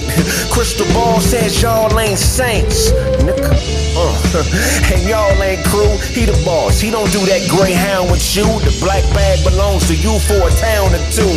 Make friends with a bum, sleep on the street, and that's the only nigga down with you. Cause you all you got. Preacher man can't do it, nigga, call your shot. He done brain fucked your girl and now she bringing them all you got. Brace that label us sinner, now your balls is chopped. But once you believe in you, then it's all to stop. Killers, cutthroats, and scoundrels, you keep a lot of niggas around. A circus over there and they waiting to clown. Cause you lost what they found. Killers, cutthroats, and scoundrels, you keep a lot of niggas around you. It's a circus over there, and they waiting to clown you, cause you lost what they found. I only know what I know. Sometimes I fall short when I'm slapping a hoe. Mother taught me hit back, father taught me get strapped. So when they come swinging, all you need is click clack. Them hungry niggas will extort you, they almost forced to. How you in Rome and ain't talk to Caesar? Them west side niggas gon' check your visa. Yeah, no stab, that's a crab. Can't run with a Charlie horse, unlit lamp. Plus that bitch, she with them niggas, all shit snap. She done turn your hotel into a target trap. They might as well take your bread, but hopefully they leave your head. Another Louis bag and we left for dead. It's group economics, dog and sled. If we don't pull for each other, then there's trouble ahead. Killers, cutthroats, and scoundrels. You keep a lot of niggas around you. It's a circus over there, and they waiting to clown you, cause you lost what they found. Cutthroats, killers, and scoundrels. You keep a lot of niggas around you. She looking for a layup. I could tell cause when she talks, she don't say much. And she used to be an A-cup. Got a new body from the waist up. From a set-up bitch to a set-up miss. She like a drug dealer cause she set up licks. And she halfway conscious. Hoteppin' in this halfway nonsense. How the fuck are you the real McCoy when I meet you with the truth but the vibe is soy?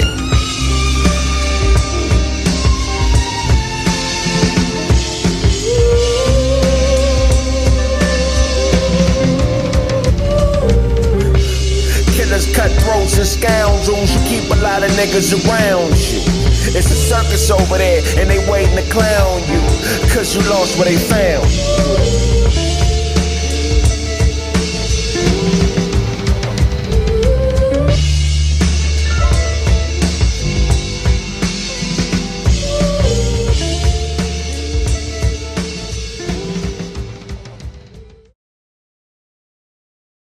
Hi, my name is Charlie Newhart, actor, comedian, and I just want to share a story that's very near and dear to my heart.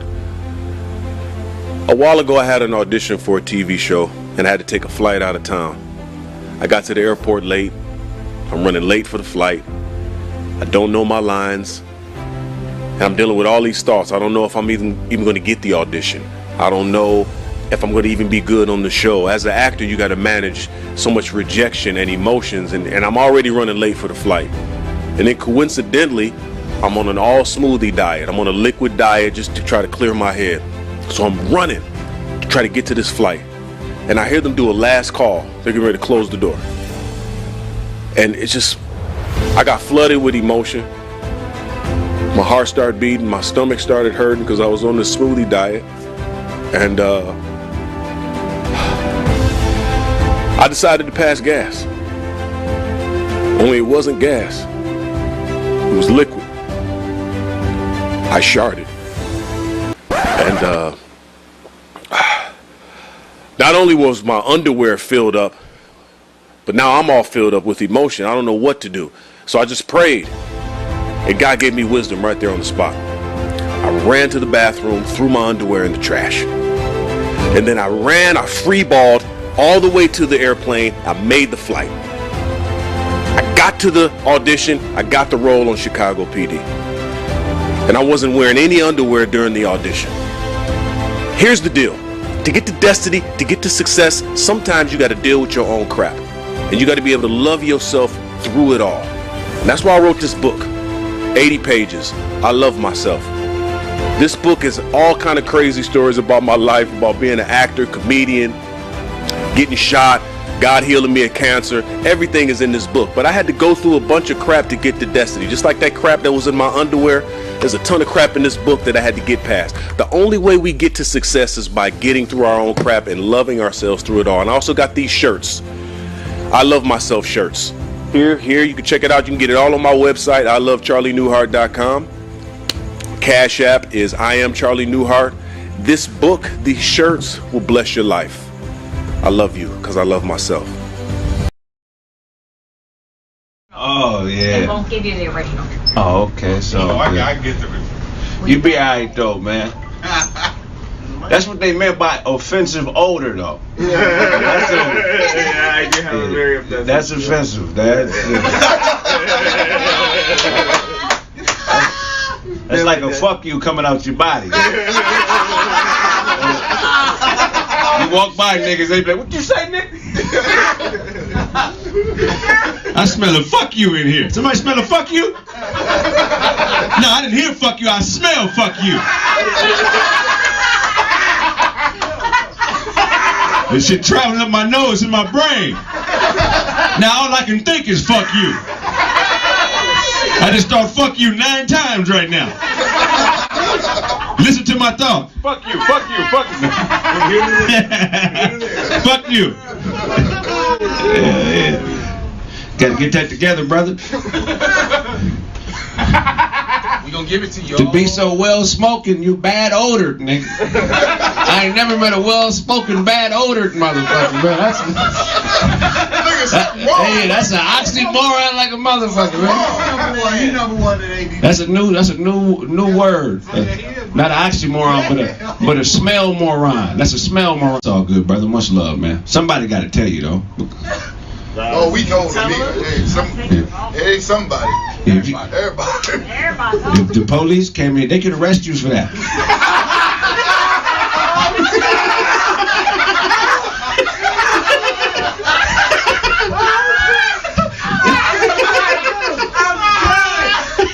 That's at least 90 days coming off his body, nigga.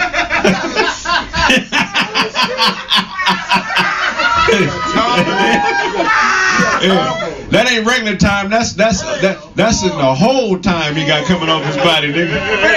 That's 23-hour lockdown time he got coming off his body, nigga.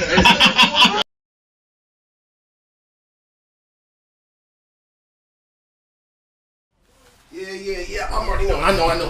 I'm like, hey, yo, chat, Ibo Kwenu. I love everybody. Hey, yo, man, there's got to be 1,000+ people in this chat right now. I need y'all to bang that like button one time for your boy. Kraig Facts every Tuesday and Thursday, 3:30 to whenever, man. Holla at us. Bang the like button.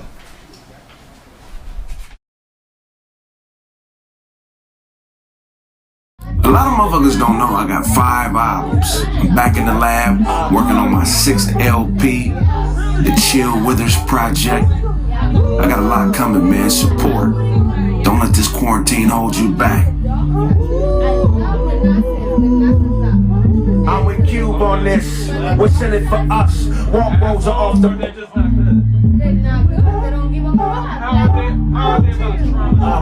Up. Now look at us. We going up. We're going up.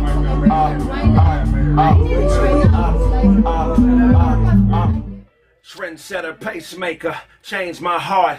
Did everything in tools, then built my arc. Cause I've been old, childish alchemist, cause I've been gold. A lot of rebounding like Rodman on the Sparks, and I've been told great men do it cause they've been through it with the right bimbo. I judge ya on what happens when I'm done. Will she raise soldier when he raise gun? Or will he get exposure and D-Wade's son? We fought it out, bad tenant, her dad did it, gave notice and got it out. Now I walk in belief and travel without a doubt. If I owe you something, I'm not gonna be able to give it to you, but if you want it, you can get it from God, nigga.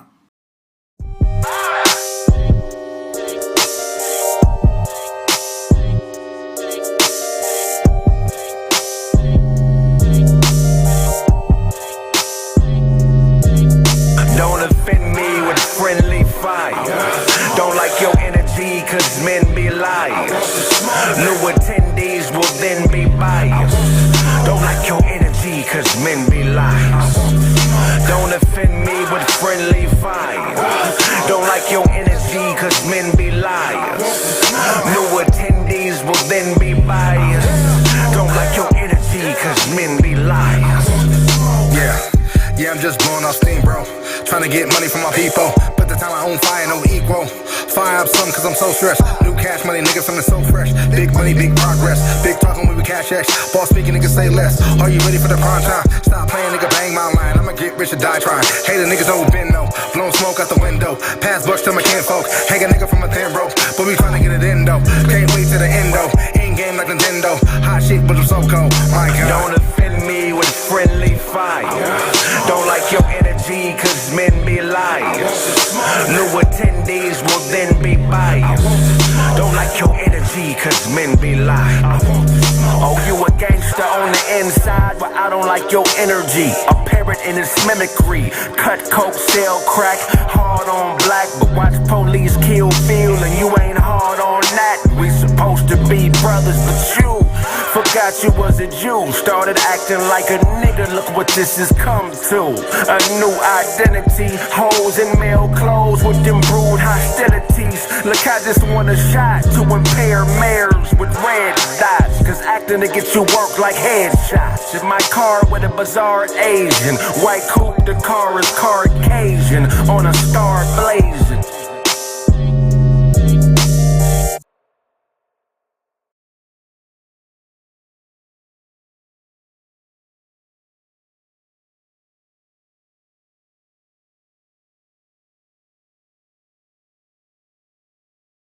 What's going on, y'all? Make sure y'all watch, like, and subscribe, man. Every Tuesday and Thursday, 3:30 p.m. to like 6:30 Pacific Standard Time. That's California time, man. TheeKraigSmith is the website. Also, my YouTube is TheeKraigSmith. My YouTube fan page is TheeKraigWSmith, man. Watch, subscribe. Every Tuesday, Thursday, Kraig Facts. If I owe you something, not going to be able to give it to you, but if you want it, you can get it from God, Nick.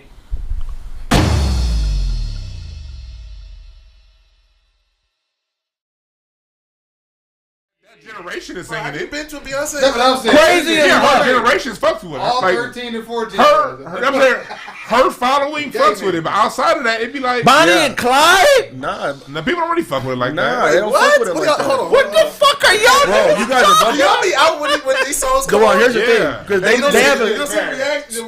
they haven't actually thought and sat and thought about this question. Yeah. Because when you're saying, oh yeah, she has no, hold on. She has a lot of top 40 hits. She has a body of work that is dope, right? Fire body of work. But what's the signature joint? She has several. You don't know. Name it. Okay, let me ask you. When they name shit, that's the signature. You give me a nine because I don't really like it that much. The bitches like it. Exactly. You're not a bitch. She didn't make that Above women between the ages of 35 and 50 like it. Drunken Love is a signature song. Signature song right now. It's not? Any club, Have you been out anywhere you play that. That's a club banger. banger. Everybody singing. Y'all niggas That's a tripping. club The banger. whole Older women, younger women. Fucking club. I've been to the Love on Top. Jay-Z fucking concerts. The whole fucking Rose Bowl is singing. Of course they are. Because you at their concert. I'm looking at them. I'm trying to No, nigga, how many? You at their concert. But see, now, the wild is wilding because he didn't hear what you just said. He said at the Rose Bowl. What? What you said? The whole Rose Bowl. The only artists musically that I've known to do concerts at the Rose Bowl are Michael Jackson. I think the little white bitch Taylor Swift. Yeah, she did one. Beyonce. Music sucks. Taylor Swift. Who else, nigga? What other musical artists? Who? But at the Rose Bowl? They're mega stars. Rose Bowl singing. But here's the whole point. The whole point is this. Fire. Yeah, that's There's an incongruent line between record sales and good music. Tell them who we talking about. They want to know who we talking about. Beyonce. Artist, dog. No, she's a great artist. But we're talking about Beyonce. Does Beyonce have that signature song? That's an anthem that people outside of the fan base. Hold on. That people outside of the fan base fuck with when it comes. Dangerous. What are you talking? I'll be like, we be all night.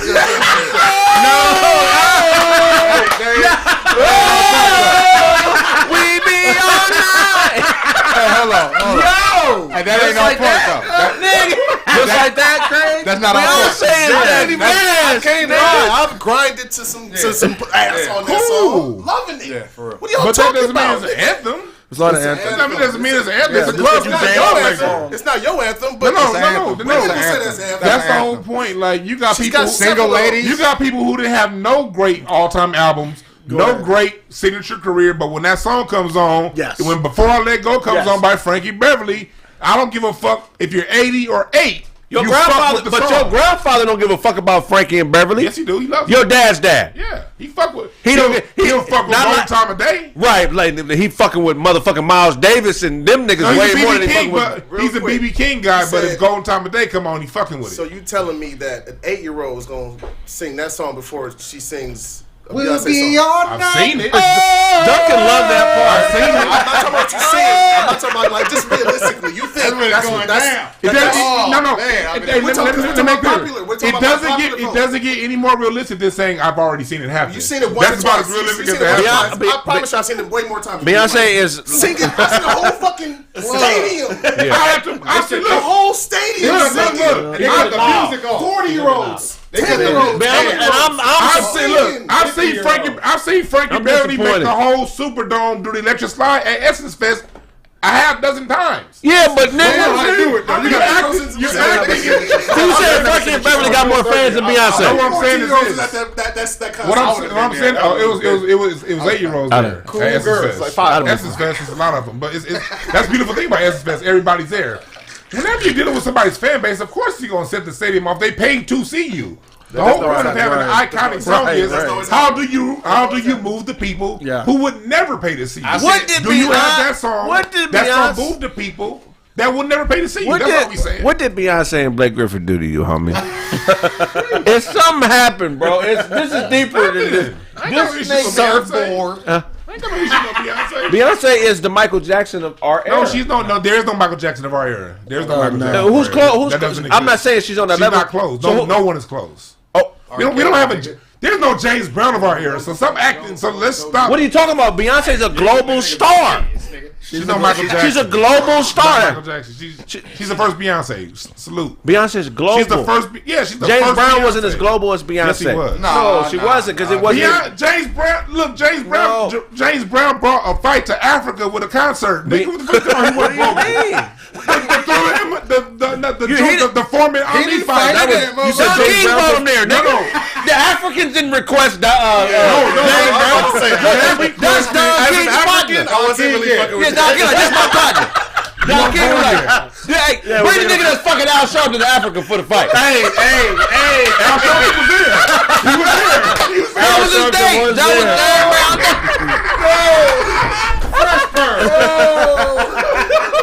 But no, that whole fight happened. That whole fight happened around the James Brown concert. Let's give James Brown his respect. So what I'm saying is, James Brown's a monster. He was I'm not saying that James Brown wasn't. James Brown is one of the greatest artists. Period. Facts. To me, he might be the only nigga that's on Mike's level. But at that time, I'm just talking about all around star. James Brown had it all. You know what I'm saying? Prince he had it all as a musician, but he couldn't fuck with Mike and James on the performance tip. As far as like you know. But anyway, the game wasn't global. Niggas that move. There you go.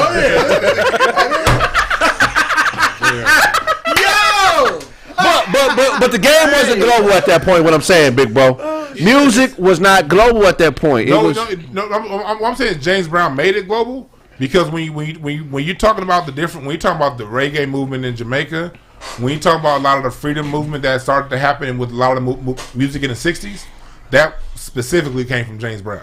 It was the James Brown sound. They weren't taking the Chubby Checker sound globally.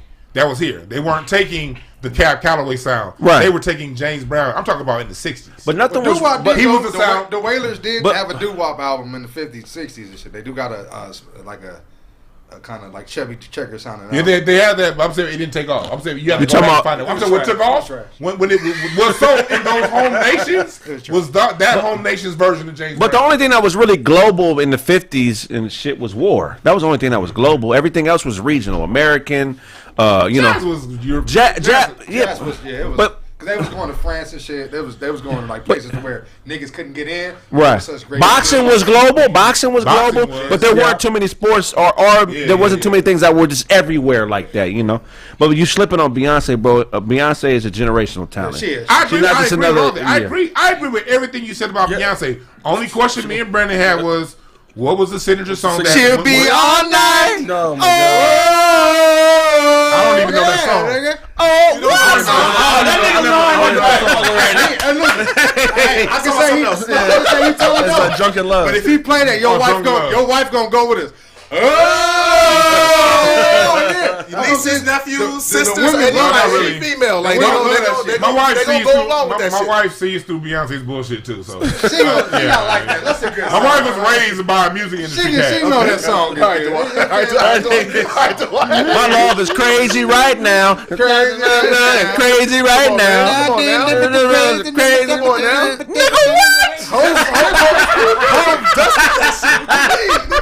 Nigga, what? Nigga said home dusted it, not her. That's only why I like the song. That proves them. I'm Oh, she didn't make it for us. She didn't make it for me. Say, well, Hov killed it. Like, Beyonce's fan base. Single ladies, can you hear me? Single ladies, nigga. Her fan base. No, you doing all that? Her fan base fucks with it. Her fan base fucks girls. Her fan base fucks with that. I hate that guy. Is that a remake? Her fan base fucks with that shit hard. But what I'm saying, I feel what y'all the saying. Beehive coming for your ass. We can't Michael Jackson and her though ever because Don't Michael ever do Jackson that. stood on the stage for 10 minutes, nigga, and people passed and out. just and didn't say nothing. And niggas lost their fucking mind.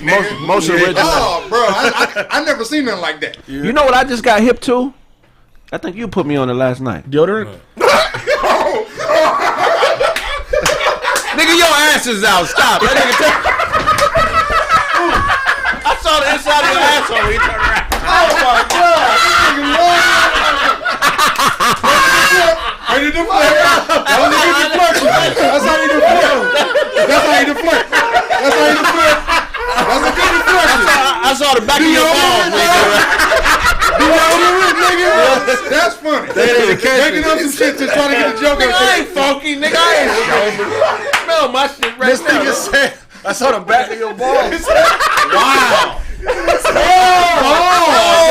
was you don't have your pants down. No. You was looking. You was looking. Hey, yo. I hope I see it. But hey, shit. You probably already up on it because you're a producer. Oh, shit. But that gorilla shit. What? Oh, yeah. That shit is fire. What? The shit you put me up on, what's the name? Oh, boy. From the Dungeon Family. No, you didn't put me up on that. Damien put me up on it. So, what's the nigga who sung Crazy? CeeLo Green. CeeLo Green. So Gnarls Barkley? So he has a Gnarls Barkley. But he sung the song. Yeah. So he has a group. Him and Danger He has a Mouse. group called Gorillas. It ends with a Z, and it's all cartoons. When they do concerts and shows, they don't show up. They put on a projector, and the cartoons are them live in concert. Yeah. But they have like a sequence of album. It's like this really gritty, weird ass, jazzy hip hop sound. It's fire as fuck. I just got put on it last night. I felt like a fraud. Nigga, I had never heard it. They got like 8 albums. So wait, they pre-record and then they just have a projector show cartoons. No, they show is basically animated. So what you're saying is this shit looks dope as fuck. It's like a big ass screen, right? And every song they're doing, it's like they have an animation for it. So like it's so like interactive. Like it's like interactive. Like they can really fuck with the crowd and you know what I'm saying? Hey, say this. And, motherfuckers, and they do it. They do it. And the animation to do it with them.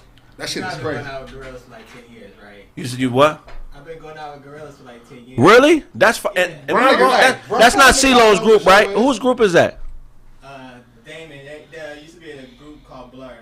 Well, whoever, man, tell that nigga. Where they from, like Iceland or some shit? No, from London. That shit is fire, and the sound don't sound like. CeeLo did have a song with them. They do songs with everybody. They work with Danger Mouse too, right? When I was going out with them, I went out with them for like shit, man, like for a long time. But I would go out like Bobby Womack would be there. Oh, Bobby Womack? So Bobby Womack With somebody else's bitch, huh? Man. Give Bobby Womack his love, man. Bobby Womack is a legend. He's fired. No. It's funny too. Bobby Womack used to live on Vermont and Jefferson. Yes, sir. That motherfucker is a LA legend. He's a music legend, man, a poet. Then that nigga fuck dope guitar. Who wife he was fucking with? Sam Cooke. Yeah.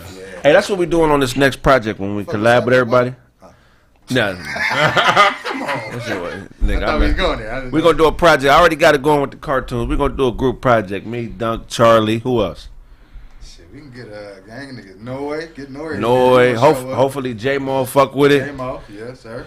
Dewan, Brandon, you know, if you want to get down, whoever. We're going to do a cartoon project. Fuck it, nigga. I'm down for that. You know what I'm saying? We're going to have some fun. Yeah. If you look at their YouTube page, they got like 10 million subscribers. They songs be having... Gorillas? Some of them songs got 100 million, 200 million views on fucking YouTube. Jeez. Crazy, bro. It's just the visuals, the songs. That's dope. Fire. That shit's dope. That shit is dope as fuck. Craig's cartoon's gonna have Quagmire's chin as his nose. Giggity. That's his nose.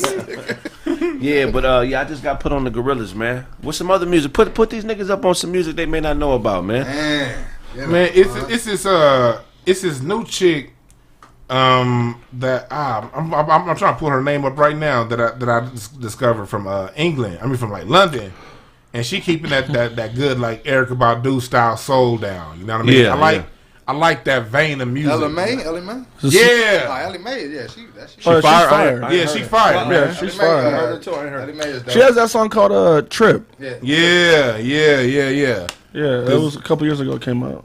Yeah, so we gotta because it's a lot of dope ass music out there. You know somebody dope I listened to? Y'all heard of Cootie Man? Nah. What the fuck is that? Man, I can't explain it. Put it up. Just put Cootie Man on fucking Pandora. It's like a fucking hip hop jazz fusion mixed with like some fucking Cuban funk. It's real gritty, bro. I mean, he do some shit where you're like, I was kind of boo boo, but for the most part, this shit be fire. It's mostly like instrumentals and shit. It's a gang. You know what I'm saying? Yeah. The internet is dope. The internet dope to the motherfucker. You know, fam, Thundercat. You already know about Thundercat. Yeah, he had an album that came out last year. His brother got some shit out right now too. That's hard as fuck. My boy Pistol got some shit out. You know what I'm saying? Family, his shit fire. It's a gang of niggas that got some shit. You know what I'm saying? You ever listen? You about Adrian Young? And Ali Shaheed Muhammad? Yeah, Adrian Young. They be coming out with projects like once a month. Really? They'll have some shit. Like they had an album last year with Roy Ayers. Yeah, he's dope. And then they did an album the next month with some Brazilian artist never heard, but that shit was dope. He records on a... Yeah, American Negro with the lynching photo. That's him? Okay, Yeah, Adrian Young. I seen the album. I didn't know who that shit was. Adrian Young got some dope shit, man. Like he got that live sound, you know what I mean? And he got Ali Shaheed Muhammad, you know, back there with him. So they're doing everything vintage though. Yeah. I think we talked about my nigga Toby on the show, right? Toby and Wigway.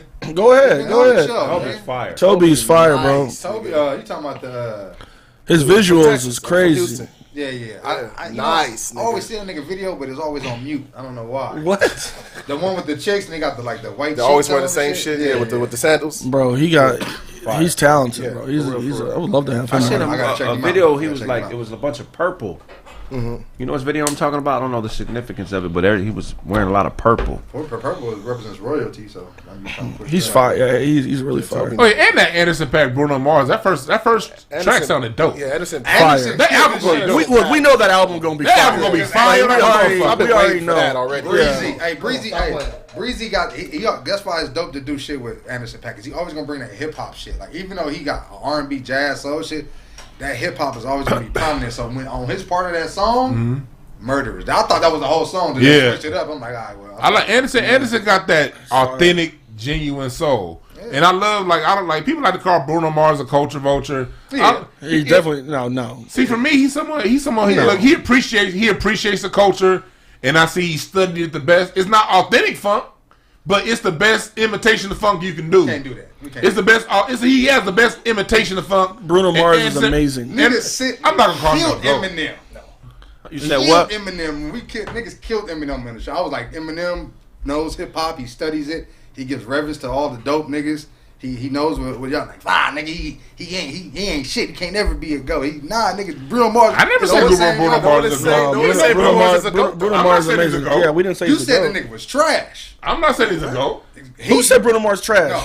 Eminem. We was talking about Eminem and him being because he's white. I don't think anybody said it was trash. Nobody said it was trash. Nigga said Eminem. I don't like Eminem. You said I remember. I don't like Eminem, but he's not trash. Eminem can rap, bro. Okay, so what I'm saying. I don't like him, but so now Eminem can rap and just wait. I never said he couldn't rap, bro. Remember anybody saying I never. All I'm saying is Bruno Mars. Eminem's head. Bruno Mars. What he does is he gives opportunities to the old artists. He puts them on his tracks. He studied the music well. Is he authentic funk? Hell no, his shit ain't authentic. I know it's remix, cameo, remix, gap band, but he does a good job of doing it. What I'm saying is Anderson .Paak really brings that his own original and it's real funky. It's authentic funk. Yeah. So the combination of the two, I think so far it's gonna bring something out of Bruno Mars that's there. I think Anderson gonna bring another level out of him. What is genuine soul? Maybe. I'm a huge Bruno Mars fan. I'm excited for the album. Bruno nice. Bruno I mean, cold, bro. I ain't got no reason. Bruno nice. I'm not a big fan of his music, but he's talented as hell. I like it. I think he's a dope artist. It's just not my style. It's not my style. Even like his music alone. His music can stand on its own, bro. Like the guy has a lot of talent. When you listen to as much Funkadelic and Lakeside and Cameo as I do, okay. But I'm not going to Bruno for that though. No. I'm saying when I hear his music, like being such a music file, I hear the original lines and I just want to go back and hear the song that his song reminded me of. That's all I'm saying. Chris Dave, but he's dope. He's dope. Chris Dave released another project called Thine People. He sent it to me. It's fire, man. Y'all go. I love Chris Dave's last album. Thine People. That shit is fire, man. Listen to that. Check it out, man. When did that shit come out? I don't know. He just sent it to me privately about a month ago, and I was like, let me promote this shit for him. Thine People. I know. I would have shit. If I knew that shit was out, I've been listening to his that. group, the Drumheads, is like some modern day fucking George Clinton shit. They doing shit where you like, God damn, nigga, what the fuck? I ain't never. Okay, shit, I ain't heard shit like this ever. Yeah, so shout out to Chris Dave. That's big bro, man. Sir. Chris Dave, the Max Roach of today's. He's the Max Roach of jazz today, brother. Hey, y'all know y'all got to get that sapiosexual. I don't know if y'all got that. Yeah, grab that sapiosexual. So promote out this bitch. Go ahead. Let's do this then, Kraig, real quick before we get off the air. David Benavidez is going to win this Saturday. For sure. Knockout, for sure. I got him within 7. Okay. Does he fight Charlo or Canelo after that? You have to fight Charlo. Canelo's not gonna fight Charlo or Benavidez. That's what I'm saying. So I feel like him and Charlo need to join forces. They need a trilogy. Because I feel like either one of them could knock the other out. You know what I'm saying? Right. That could be the fucking Bernard Hopkins and Roy Jones of this generation. You know what I'm saying? If they, that fight needs to happen for that division. You gotta remember, it's also Charlo's 160. Benavidez is the legit 168. 168. Right. So we talking about two different weight classes, and Charlo's he's 2 fights into 160. 3 fights. He hasn't been in 160 for a long time. Yeah, they came from 54 maybe a year and a half ago, 2 years. Yeah, so we gotta look at that. That's a big jump for someone like Benavidez. You saw Benavidez did to Darrell. We were at that fight. Right.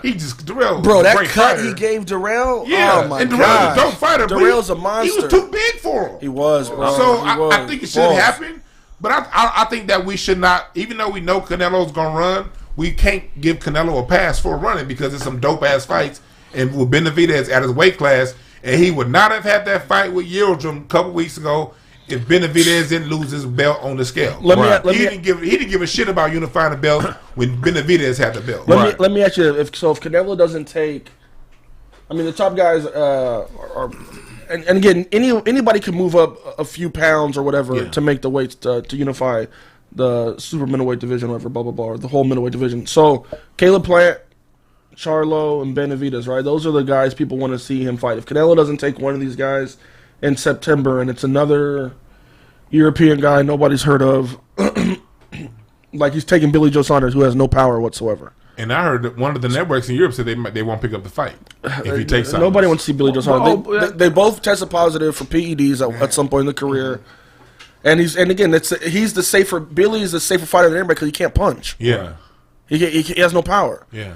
So when we gonna start calling Canelo what it is, bro? I've been calling him that. I was waiting for everybody to follow. I didn't see it in the beginning. Well, pretty soon it's not gonna be nowhere for him to run, because every weight class has monsters at the top now. You know what I'm saying? 160s, 154, all the way down to fucking 147. I mean, where can he run? You're going to have to 175. 170. You're going to have to eventually. And look, if you really want to be a great, because he said his goal is to be the first person to be the undisputed champion at 168. There's never been somebody that's had all the belts at 168. So he would be the first to do that. That's his goal, right? He got to be Zurdo Ramirez, too, and Zurdo give him a run for his money also. Yeah, sure he would. But, I mean, if you're really a hog, fight Andre. Andre said he'll come out of retirement. Oh, did he finally say it? He said, I'll come out of retirement to beat your ass. Because I love it. I didn't know. Remember, I love it. I love it. The whole reason why Canelo even went up to 168 was to get away from fighting Ward. Right. You know what I mean? Because remember, Ward was calling him out back then. Right. And Canelo's always dodged. And then you fight somebody like Kovalov, He didn't fight the Kovalov that before the knockout from Andre Ward. We all know it was a different Kovalov before the Andre Ward second fight than after that. You know what I mean? Right. He gets people on the way down. The GGG fights, he lost the first one. Yeah. The Laura fight. It's like every time he's in there against somebody who can really throw hands, it's questionable decisions. Yep. And so he always finds a way to find someone who's just gonna keep walking into him, and he gets these perfectly matched. Look, I was a Canelo fan. I went to his first fight in Anaheim when he was 20 years old. Damn. On HBO. I was at that fight. That's how much I fuck with Canelo.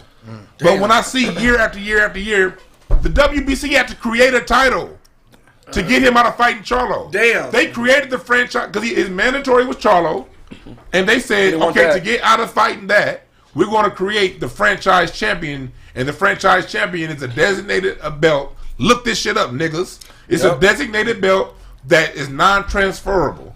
Lomachenko took that too to avoid Devin Haney. Yep. So I heard that Lomachenko did it too to avoid Devin Haney. No, but didn't they just make that fight? Huh? No, Devin Haney's fighting Lipinets. Lipinets. That should be a good fight. fight. The nigga be getting $3 million for it. Oh, yeah, you get that. But these guys, bro, like the media hypes up certain people that you're supposed to like, right? So they hype up Lomachenko. Given Lomachenko has one of the best amateur backgrounds in the history of the sport, but again, we ignore he lost to Salido. We act like that didn't happen. ESPN took it off one time. They took off his record. Come on, bro. When they showed it, it was 14-0. He was 14-1. They act like it didn't happen. Yeah. They took it off and made it. Yeah, because they had to put a reason to have him at the pound for pound top, and he had a loss. So why is he? I'm sorry, Linares. It was Linares. But yeah, Salido made it an ugly fight, roughed him up, beat him. They act like that didn't happen, and then he just lost to Teo. Because he couldn't pick up the pace within the first 7 rounds. So, but I'm saying, but I feel like I feel like more of like it's cultural, right? Like Americans look at Lomachenko and we're not that impressed with him. We're like, yeah, like he's just a European style fighter. Europeans look at him like he's a god, and he comes over here and then you losing to Salido was not even like the top. Yeah, you got to think about it though, Brandon. Who was he with? He's with Eddie Hearn. No, Top Rank. He's with Top Rank. He's with Bobby Hearn. Who's Top Rank going through right now? ESPN. Damn. So any ESPN, even Teo, he's getting the Teo's leaving though. Yeah, he better because they got him looking bad out of here. Yeah. Like, I ain't gonna do the Floyd Mayweather thing. I'm gonna fight everybody. Niggas want to Devin Haney like, let's get down. My boy Tank like, what's happening? Nah, I ain't ready for y'all. Yep, he did. He capped like he got caught. Mike Tyson caught him. Mike Tyson caught him out for capping on that on his show. Mike FaceTiming niggas. Yeah, Mike Tyson crazy for that shit. Fuck all these little niggas. He think he's a bitch,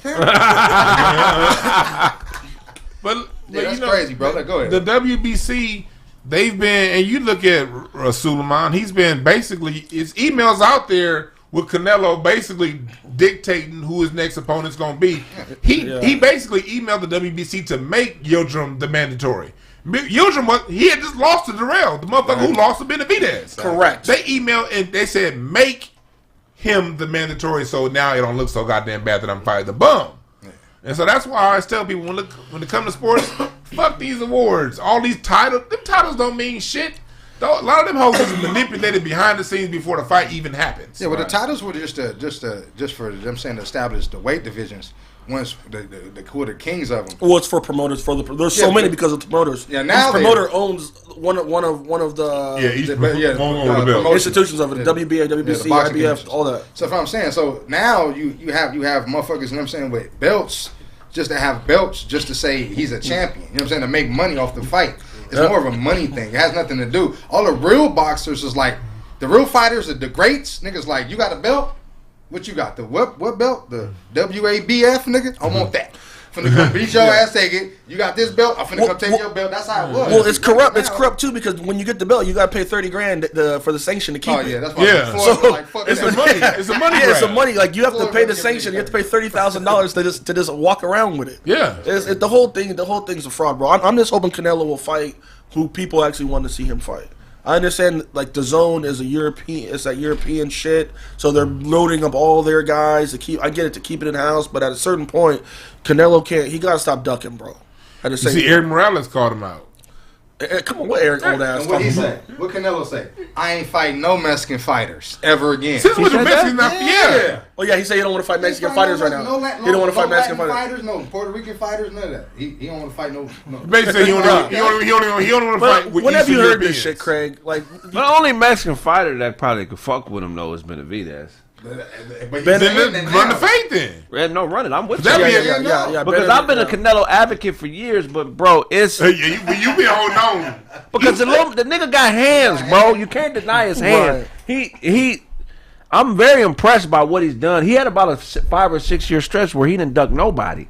Where he was taking all fades, trying to fight whoever. He was a Mayweather promotion guy. Yeah. He fought under Canelo. He fought under all the Mayweather's undercards just so he can get the Mayweather fight. But the illusion. Well, yeah, but remember Floyd was using Golden Boy to help promote. That's what I mean. Yeah, that's what I'm saying. So every time they had a fight, he was on the undercard. He was on the cards. But they keep putting out this misnomer that Floyd was like cherry picking, and that's not. That didn't come to he was old. He's older. And you get to cherry pick when you're 35. I don't even think he cherry picked. But how are you cherry picking when you're fighting all champions?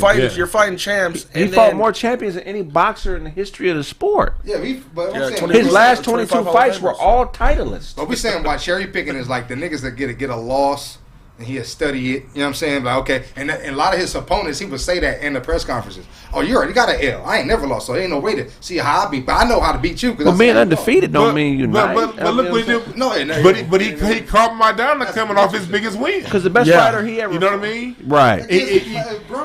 But what I'm saying, it was his biggest. That was Maidana's biggest win. No, but at the time, Broner was. But I hate the perception of Broner now because that Broner was a monster at that point. He was undefeated. He was a welterweight champ. But when Maidana beat Broner, it was maybe 1 or 2 fighters in the world that could have beat him at that point. He had no. A lot of people could have beat Broner, but I'm talking about in that weight class. He wasn't getting 147. No, that was 147. I said 1 or 2 fighters at that point would have beat him. 135, 140, you can't fuck with Broner. 147, 140, even 140. He's was at his best at 140. 147 is not. That's not his division. He's too small. That's what I'm saying. Like he can't fuck with. Yeah, like when he was like lightweight, he was. Well, when you look at Floyd from like 2001 to the. People forget that he spent part of his prime in jail over some bullshit. Right. You know what I mean? So when you look at from walk away, brothers. Yeah, see, walk away, brothers. Yeah. Walk away. So from 2001 up until that retirement time when he went to jail, he fought the best of the best of the best. And people say he fought Mosley late, but he had been chasing Mosley for 3 years before that fight even happened. He started chasing Oscar for 4 years. No, fuck that. He started calling Sugar Shane out in like 2001. Yeah, he was like 7-0. He was calling niggas out early. Top rank wasn't giving that nigga a big fight. That's what I'm saying. When he did get Mosley was a little older. He got De La Hoya older. What I'm saying is, he has a right to do that. What he went through. Being pretty boy, that nigga was whooping ass. He already proved himself as a boxer to box. But for De La Hoya, when I gotta give him credit, he came up from De La Hoya was fighting at 154. 154. Floyd was fighting at 140. Came up. And they came up at a catch weight. 150, right? And Floyd still ended up fighting that fight at 146 and beat his ass. So it's like, even though Oscar had him a little bit on the age. But on the weight, he was 2 divisions higher. He came I thought Floyd. I thought Floyd fought him at 154. That was a close fight, though. If Oscar kept jabbing into his arm, he would have been a lot closer. But Oscar, that's what Oscar would always do. Oscar won the first 7 rounds of all his goddamn fights. I've never seen his jab is nasty. I've never seen Oscar De La Hoya look like he wanted to give up boxing. After that fight. I've never seen that nigga that frustrated. He was punching air for a while, bro. Later rounds, he couldn't even fuck. He couldn't fuck with Floyd later on. I seen that nigga quit on his stool, though, so I don't like that. I seen Oscar in the dress and heels. That nigga daddy told that nigga. Oscar was in the leotard and heels on Facebook. Hey, we'll peep this. Dozie, your man Stylebender, he took an L, bro. Yeah, that shit was ugly. What was he doing? Israel lost? He lost. He moved up in weight. He didn't get his ass whooped, but he could have won that fight. He's too cocky. He changed his game plan up. He wasn't kicking. Yeah, bro. He was kicking. What happened was all his fights, like when he fought that swole ass nigga, them leg kicks. Yeah, he was that set up the punch. But right. He came in there trying to punch. This Polish dude is different though. Blackowicz. This motherfucker's huge. Damn, I'm glad I missed that fight. It was a good fight. It was a big motherfucker. Yeah, the motherfucker just once he got on top of him, paused. He was humping that nigga. He couldn't. He said Bobby Brown. He used the Bobby Brown style. Remember that song Bobby Brown had? Humping around. That shit was hard though. Hey, but let me tell you one thing that Style Bundle fucked up. Dozie cried after that. He fight. did. On me, I didn't want to talk to you. That nigga like daddy. Y'all fucked up. No, Go ahead. My daddy is not Style Bender, nigga. On with your story. Now listen up. The reason why he was getting fucked up, bro, in that fight, with his last kid wasn't working, he was checking him. Yeah, bro. Paulo, the nigga he fought, the big swole Brazilian nigga, he wasn't checking none of that shit. Or either one of them niggas. Because they thought like this nigga little skinny nigga, I'll walk through that shit and sock him, nigga. That shit start adding up. Yeah. And that calf start hurting, nigga. He was hitting because you can see at one point you can see when it was, but he just stopped doing it. He started He checking stopped him. So because nigga, listen, what I'm saying is when niggas start checking your kicks, It hurts. that shit hurts It you. fucking hurts. So it's like I'm understand finna Yeah. and he a big nigga, so it's like it's a thud instead of like a smack. Now it's like a poof. That shit hurt, nigga. That was a good fight. So what happened he gonna was- beat this nigga next time. What happened was he do this shit. He do this shit. He did the same thing Conor McGregor did. He do this shit. When Stylebender punches, he's so fast. He do this shit. Chin. And in MMA, you can't do that. You can do that in boxing Right. because it's like I can't get taken down. But your legs stay stationary. Nigga, that big nigga threw that punch. Nigga, let me lay on you and hump you. Right. Suck your ass for 2 rounds, nigga. That's what happened. Bro, And that's why I can't watch MMA, man. He just laid on top That's of why him. I'm a boxing fan, not Last 2 MMA, rounds. man. Yeah, I don't I can't do ground and pounds and real naked chokeholds and all that shit. I like the jujitsu. No, I I'm might see. good. I can't watch all that. I don't like that. When the girls fought, shit. Nunez got I hands. want no problems. She need to fight a nigga. Nunez got nigga. I whoop that bitch ass. Bro, so Craig, I believe that. so Craig, I whoop the bitch He's ass. 200 pounds. so All you gotta Peace. do is rush that bitch. So Nunez, You rushing over our girl game is nice though. you might never see some shit like this. Nunez knocks her out, right? And then gets her like newborn baby newborn. and makes the girl she knocked out start Take a fucking picture? taking pictures See with this her baby? I would never do Yeah, this with yeah, this baby. Yeah. And this That's was some gangster shit. let me tell you Well, her baby? The Yeah. knocked out chick's baby? No, Her baby. her No. baby. Okay. She brings her That's baby in the extra ring gangster, nigga. and like has her like That's scary fucking if she did petting that the shit. baby and shit, and then That's they take a crazy. picture with me and my But she had the baby, and at the end, Bro. she said at the end, she was like, "Yeah, this baby right here, this is the reason I would not lose. Yeah. I would die in the ring before I lose." Bro, if you knock me out, Champion. if you I'm knock the me, lion. hey, bro, if you knock me out, you bring your son for. I mean, man, fuck your son. Hey. Get this little nigga out of here. I ain't never seen no shit like this before, bro. I ain't never seen that like that. She handed her baby to the bitch she just beat? Yeah, she went in. Take a picture with this little Take a girl. picture with my kid. baby. Yeah. So my baby will know I fucked you up and you Bro. was there. Damn, that's some gangsta ass shit right there. Yeah, he don't like that deodorant joke, nigga. Oh yeah. Like, you don't say that deodorant We're going to wrap shit the no show up, man. DeJuan, tell them where they can find you, G.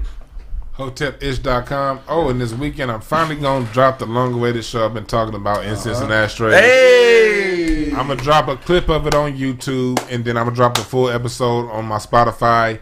Incense and Ashtrays. It's going to be Spotify exclusive.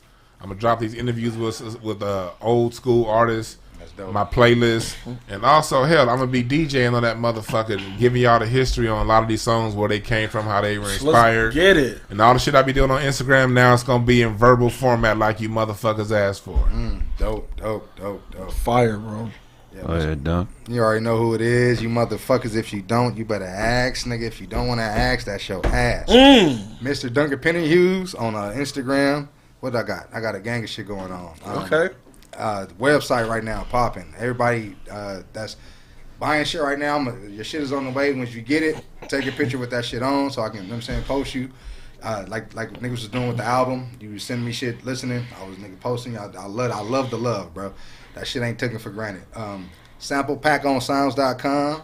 Shit, you know what I'm saying? Baked drums out right now. All the slappers, you know what I'm saying? You heard on Sapiosexual, and I got a gang of extra shit. Hey. And damn, you know what I mean? That's it, man. Me and Doze got some shit cracking, you know what I'm saying? We can keep that in the tuck, though. And you know what I'm saying? Get the merch, man. Gangsta Nerd, man. You already know what it is. NerdGangClothing.com. Fire. Oh. My bad. Hey, yo, Che Bukwenu. Hey! He got to clear his throat. Yeah. Get that shit right. We've been talking that African shit. You gonna get it when you get to the crib.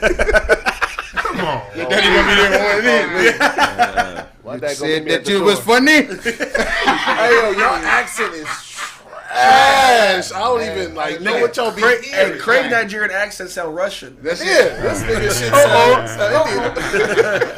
I want to tell you to come here today. My shit trash. Got an Antiguan accent over here. Hey man, y'all know where to find me, man. Regular _DOZ on Instagram, Dozie Nzenwa on Facebook. Man, I love everybody, man. Holla at me. Yeah, man. Instagram is B12 World, let it be 12 World. Another great episode, man. Look forward to seeing you guys on Tuesday, 3:30, 4 p.m. Pacific time. If you want to sponsor the podcast, go to the website, TheeKraigSmith.com. Or you want to put the podcast on the road, same website, TheeKraigSmith.com. Go to the contact page or click the bright yellow button and put in the description exactly what you're looking for. Also, the Monday show is for all the aspiring artists. If you guys want the exposure, we would love to have you guys come on the show. Just go into the website, go to the contact page, put in the description that you would like to be on the Monday show. If you don't live in California, put where you live, and we got to try to figure out when you're out here or whatnot to make it happen. But especially if you're out here, people, hit us up, and we'll be reaching back to you. Shit, oh, yeah. Ooh, you niggas be ooh, I want to hear this. Please press play on me. Yeah, some of them are good. All you niggas. And again, also, you guys Send it in. if you guys want to perform some of the songs from the album while we ask questions, put that in the description also, because we have 2 different locations. We have one with a stage and one, and we have this location as well, people. Yeah, definitely, man. If you're an artist, you want to do an album release, man, we can give you an hour of airtime to do your album in front of thousands of people, man.